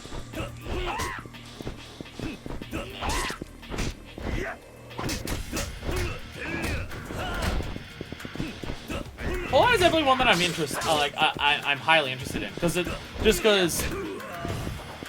like those old school types of RPGs, like the old school Western ones. I've never played any of them, so like I don't know if I've played any old school Western RPG that is along the vein of like what Fallout stuff are, like shit like Baldur's Gate and stuff like as another one, or well, Deus Ex is a first-person shooter, but that kind of thing. There's like none of those that I've played, so Fallout would make me interested, because I also know that I like the universe of Fallout. Well, I like Fallout New Vegas, and from what I've heard about people, wow. And from what I hear about Fallout New Vegas is that people who are massive Fallout fans love Fallout New Vegas because unlike Fallout 3, Fallout New Vegas feels like a true successor to what Fallout 1 and 2 were. Let's remove from the list so we can add to the list. Only Western RPG ever series I really got into was Dragon Age, and I adore that series. I can't think of any that again, other than, like, I've played Fallout 3 in New Vegas, and I tried to play 4 and I got bored of it. I can't think of any that I've actually played. There's so many games that I've missed. Honestly, the way I grew up playing games, because I played such a limited selection of games growing up, it's kind of a cool thing for streaming and everything, that I have so many options of games to play that I've just never played before. Because I played so few different games growing up. So I was gonna, like, you know how I'm slow at playing video games? Like, just on stream and stuff like that? I mean, other than the fact that I'm playing so many different games on stream, so, like, this week alone, there's what? I'm streaming 6 days and I'm playing 5 different games across those 6 days. Because I've embraced variety streamer to an honestly unhealthy degree. So it takes me long to do that. But, like, when I'm playing through games, anyone who's, anyone who's seen my shit can tell, I don't rush any game that I've ever played. Like, I take my time, I enjoy it, and I soak it in. And, I play how much of the game that I want to. If I want to do a bunch of side stuff, I will. If I just want to do the story, I will. I've always been that type of person. So, like, even growing up, when I was playing games on my own, I would play through very few different games, because I just played, like, the games that I enjoyed, and I would take my time with them and enjoy the shit out of them. So growing up, I mean, there was also a case of not having a ton of money across me or my family growing up, so we couldn't afford that many different games, which is probably why a lot of games that I played when I was younger were either, like, big Nintendo games that had a lot of shit to do in them, like, Mario Sunshine. Did you find an infinite on the Akiyama? What the fuck? Like Mario Sunshine and Galaxy, where it's just like a lot of shit to collect. Or stuff like Red Dead Auto or Saints Row, where it's just a lot of side activities and stuff like that. Okay, so Akiyama's annoying. Akiyama actually outspeeds Kiryu, so he's actually incredibly irritating.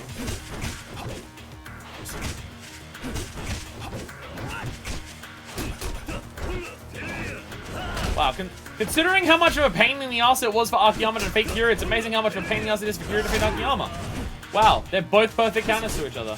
I'm going to Fallout 3, 100%, right before New Vegas was released, was burnt out. Fair. I still like Fallout 3. Fallout 3 was like the first Fallout game that I played. It's one of like 2 that I've actually probably played. I barely count as me as actually playing Fallout 4. I played it, and I was like, I played it on release, and I just got so bored of it. So quickly. Because, like, it was just... Honestly, the biggest thing that bored me about Fallout 4 was its dialogue. Its dialogue options. Because part of what I loved about Fallout 3 in New Vegas was having these long conversations with people and just going through all these different dialogue trees and just learning about the characters and seeing everything around it. Like, I loved talking to characters in that game. And if you've played Fallout 4, you know that its dialogue options are fucking garbage.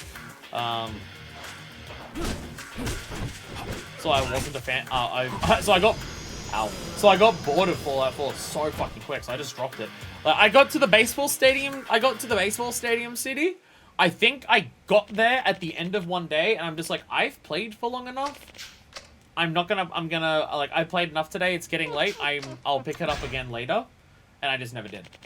Like, that's where I stopped, which is barely anywhere into the fucking game. But I was just so bored that I'm just like, when I was thinking about playing it again, I'm just like, I'm not getting anything from this experience. It's just not interesting. You get so immersed that sometimes when stream ends and you save at a phone booth, you actually talk to chat like you're in the phone booth.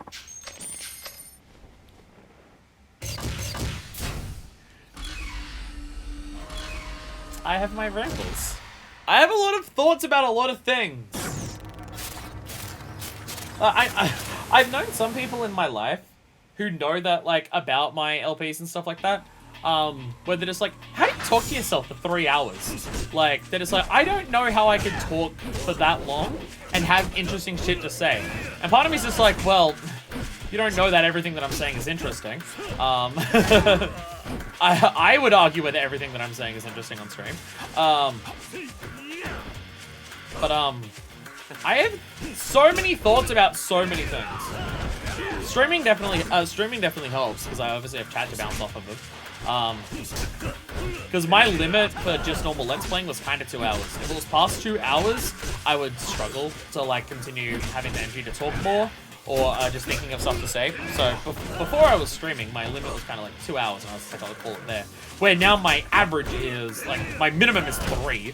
My average is like 3.5. And then sometimes it goes as far as 11 and a fucking half, which is way too long. And I definitely ran out of commentary in that episode. But we're also focusing so much on trying to beat ultimates that it doesn't matter.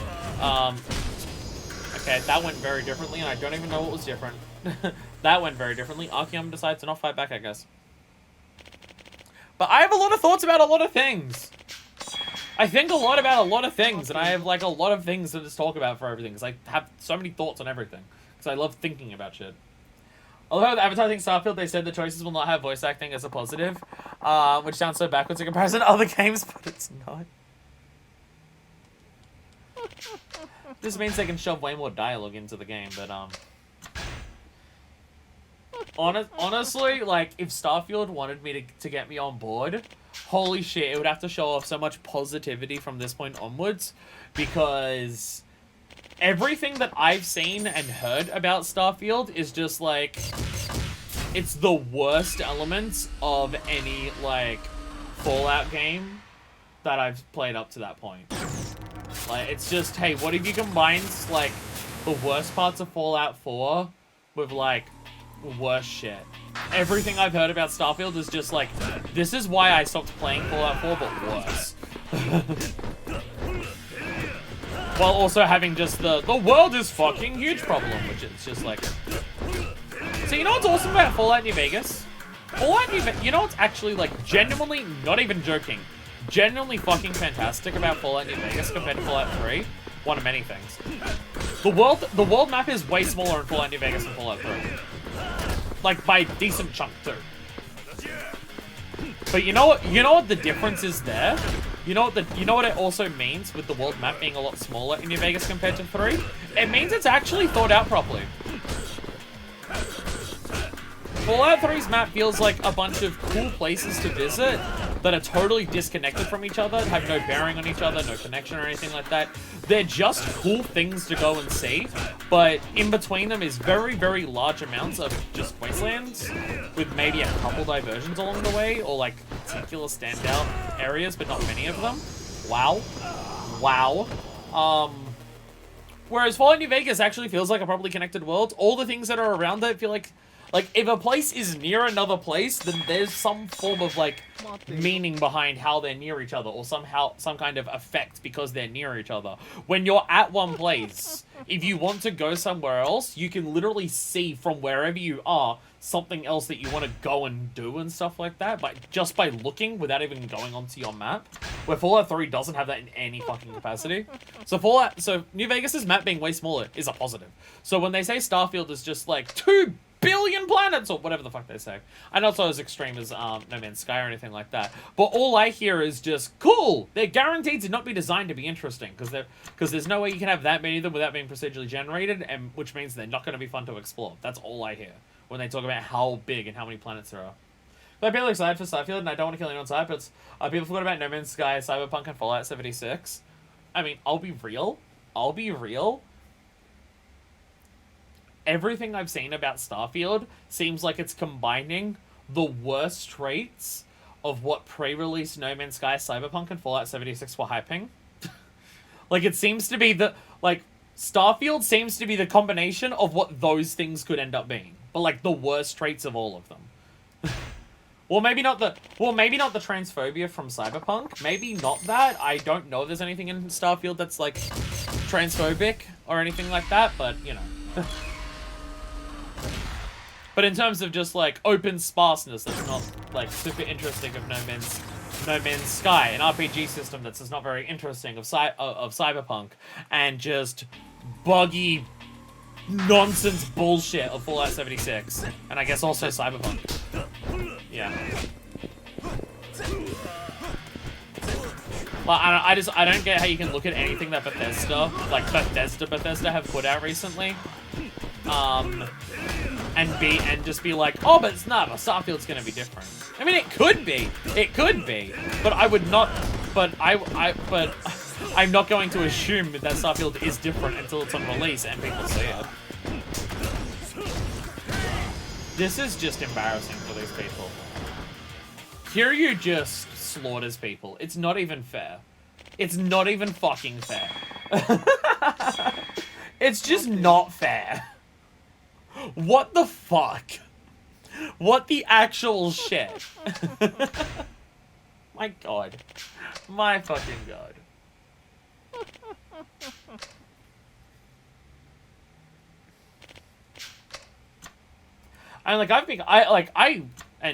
Streaming and Let's Playing, but especially streaming, now because I do so many more different games and everything. Since, like, I've been doing all of this and investing more time in this, like, outside of certain examples, I'm just not a person who gets excited over, like, new releases anymore. Primarily because I just know I won't have the time to play them and stuff like that. But also, I feel like the last, like, 5 years have not had a great track record for big budget releases. Ow. I feel like we've definitely entered an era where big budget releases are way more likely to having some, like, things that people don't like about them compared to before.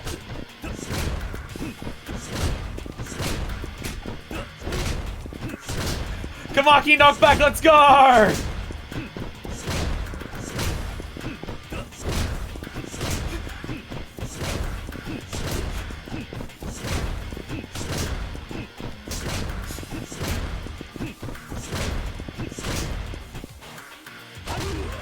Ow.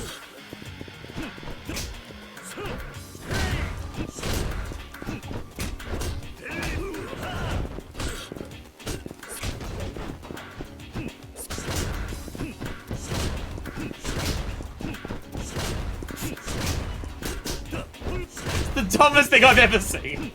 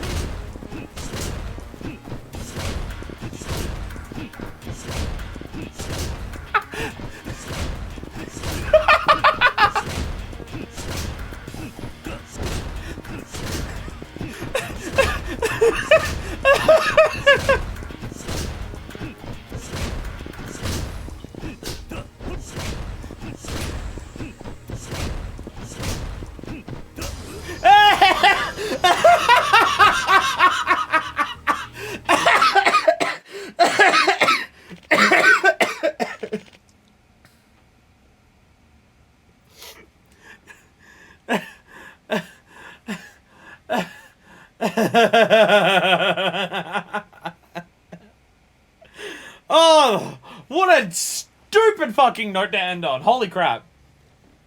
You get excited about games anymore, but you best believe I got hyped over 3 Yakuza 8 screenshots and 6 seconds of footage. Don't worry, I'm excited to play Yakuza 8. I didn't realize that actually happened. I'm excited to play Yakuza 8 in, like, 2027.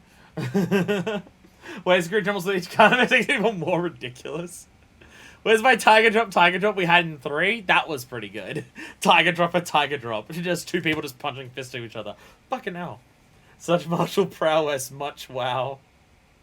Hey, you can't deny that it worked. It was like Bayonet's one of the best character action games. Obviously, I haven't seen Kiryu fight himself. Bah, bah, bah, bah, bah, bah. Honestly, like, in terms of, like, getting excited for new releases, honestly, I'm not even that excited for Bayonetta 3. Like, Bayonetta 3 is like, I'll play it when it comes out. That's as much excitement as I have for Bayonetta 3. I mean, like, that's mainly because the track record of Platinum has not been great for, like, at this point, like, a good 5 years. Like, realistically, the track record of Platinum over the last 5 years has not been great, so it's hard for me to get excited over anything that they put out nowadays. But, like, I'll play Bayonetta 3 when it comes out, just, yeah. Just imagine the other 3 struggling with Datakiri and wondering how he would fight himself in it's just a slap match. Bang, bang, bang, bang, bang.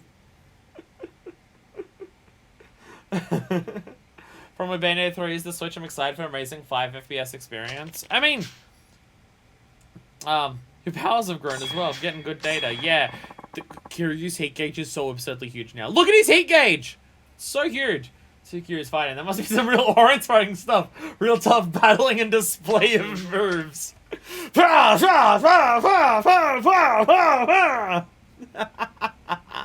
So fucking stupid. See, the thing is, the Switch can do good frame rates. You just need people who aren't trying to program the Switch to do way more than it's capable of. The thing is, I don't know if I trust Platinum with that anymore. Like, 3 Hopes shows their problem optimizing, made Switch run, even crazy games just fine. Oh, what, 3 Hopes is optimized well? Is 3 Hopes actually optimized well? Well, fuck me. I'll be honest, I didn't expect that after Age of Calamity. Because Age of Calamity is not optimized well.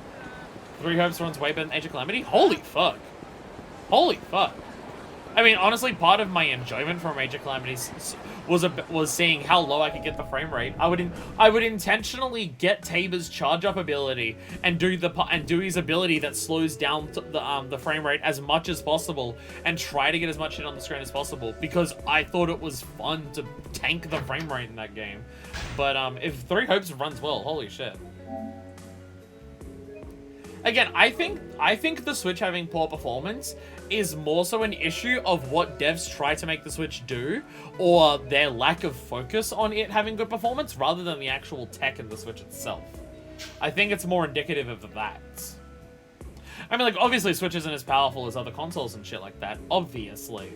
But just because it has less power doesn't mean it can't run good frame rates. You just need to prioritize frame rate as opposed to anything else.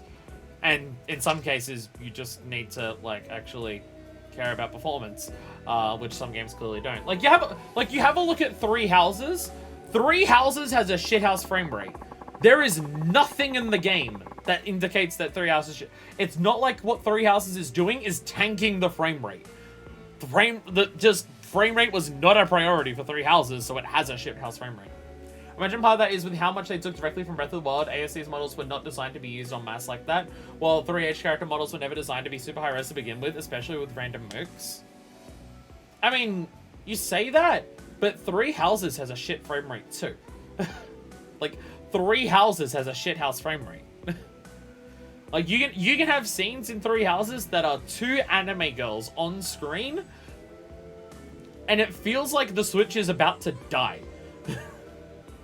So 3 Houses is just not very well optimized at all. I mean, you have a look at Odyssey. Odyssey runs at a rock solid 60. But like Breath of the Wild doesn't. Breath of the Wild runs at like 30 and has drops if like enough shit's happening. But Odyssey runs at a rock solid 60. So like Odyssey can do it. And like you have a look at Astral Chain. Astral Chain doesn't run at 60. It runs at 30. But Astral Chain runs at a very consistent smooth 30. So it's like, I think more so the issue with Switch is more so like it's not the console itself that is bad at it. It's just the focus isn't there for it. Probably because they think they can't do it, or it's just time is just like it's not the priority. 3 Hopes apparently has uncapped frame rate, and if you're running through a cleared zone with nothing around it, is no. Bad frame rate actually gets me sick sometimes now, so sometimes I really don't want to get games on Switch. I can understand that. I can definitely get that. I find inconsistent frame rate fucks with me more. Like, I would rather rock solid 30 than uncapped unstable 60. Well, I guess if it's, I don't know, capped unstable 60 or uncapped unstable 60. I'd prefer rock solid 30 over that, but because changing frame rates can be fucking ugh. Like if the frame rate's changing all over the place all the time and stuff like that. But yeah, I think it's also just like devs don't focus on that for the Switch. Though that being said, devs didn't focus on that on the PS4. Like the PS4 is like there's a bunch of games that are definitely capable of running at 60. Like the PS4 can definitely run a lot of games at 60 that are on the PS4, and a lot of games just don't. I remember a lot of people getting mad about the PS4 for that, where it's just like, these games should be running at 60. The PS4 should be powerful enough for these games to run at 60. So why aren't they? Like, that was an issue with the PS4 as well.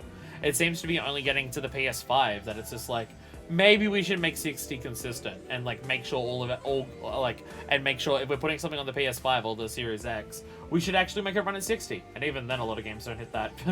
There are still games that are coming out on the PS5 and Series X that are not running at 60, and it's just like, okay, come on. Okay, come on, though. Come on. Games just like, for me, games physically look better if they're running at 60. Like, I can handle 30, but I think games physically look better at 60. Like, a smooth image looks better. Like, I mean, that's my thing with Yakuza Kiwami 2. I think Yakuza Kiwami 2 looks like shit compared to Yakuza 3. And that's because Yakuza 3 has a stable 60 frame rate, whereas Yakuza Kiwami 2 has a 30 FPS with awful motion blur. So I don't fucking care that the fidelity is technically higher in Yakuza Kiwami 2. I think Yakuza Kiwami 2 is the worst looking Yakuza game that I've played so far. Which is a point of contention when it comes to Yakuza 6. Because apparently Yakuza 6 on the Series S and Series X runs at 60 consistently. Or at least can run at 60. Where it doesn't do that on the PS5.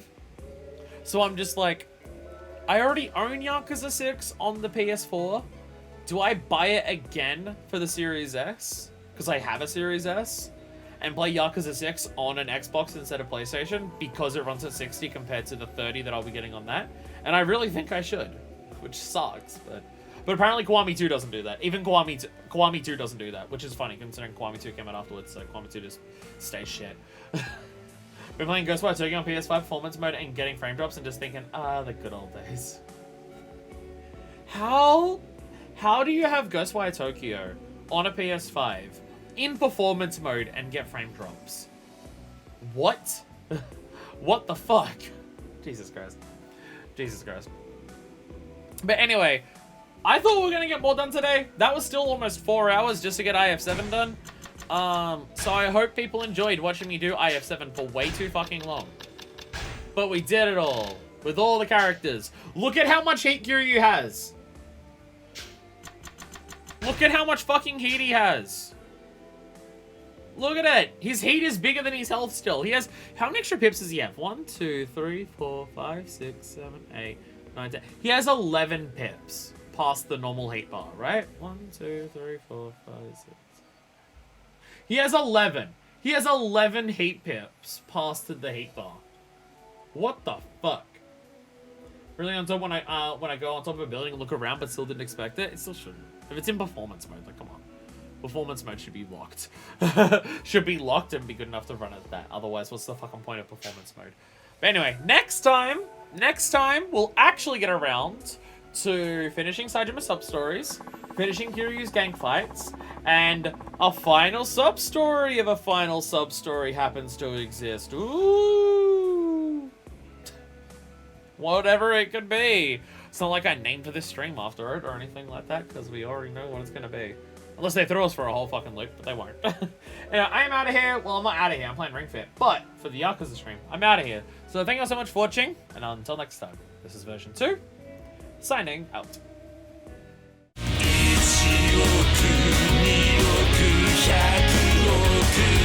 Kiss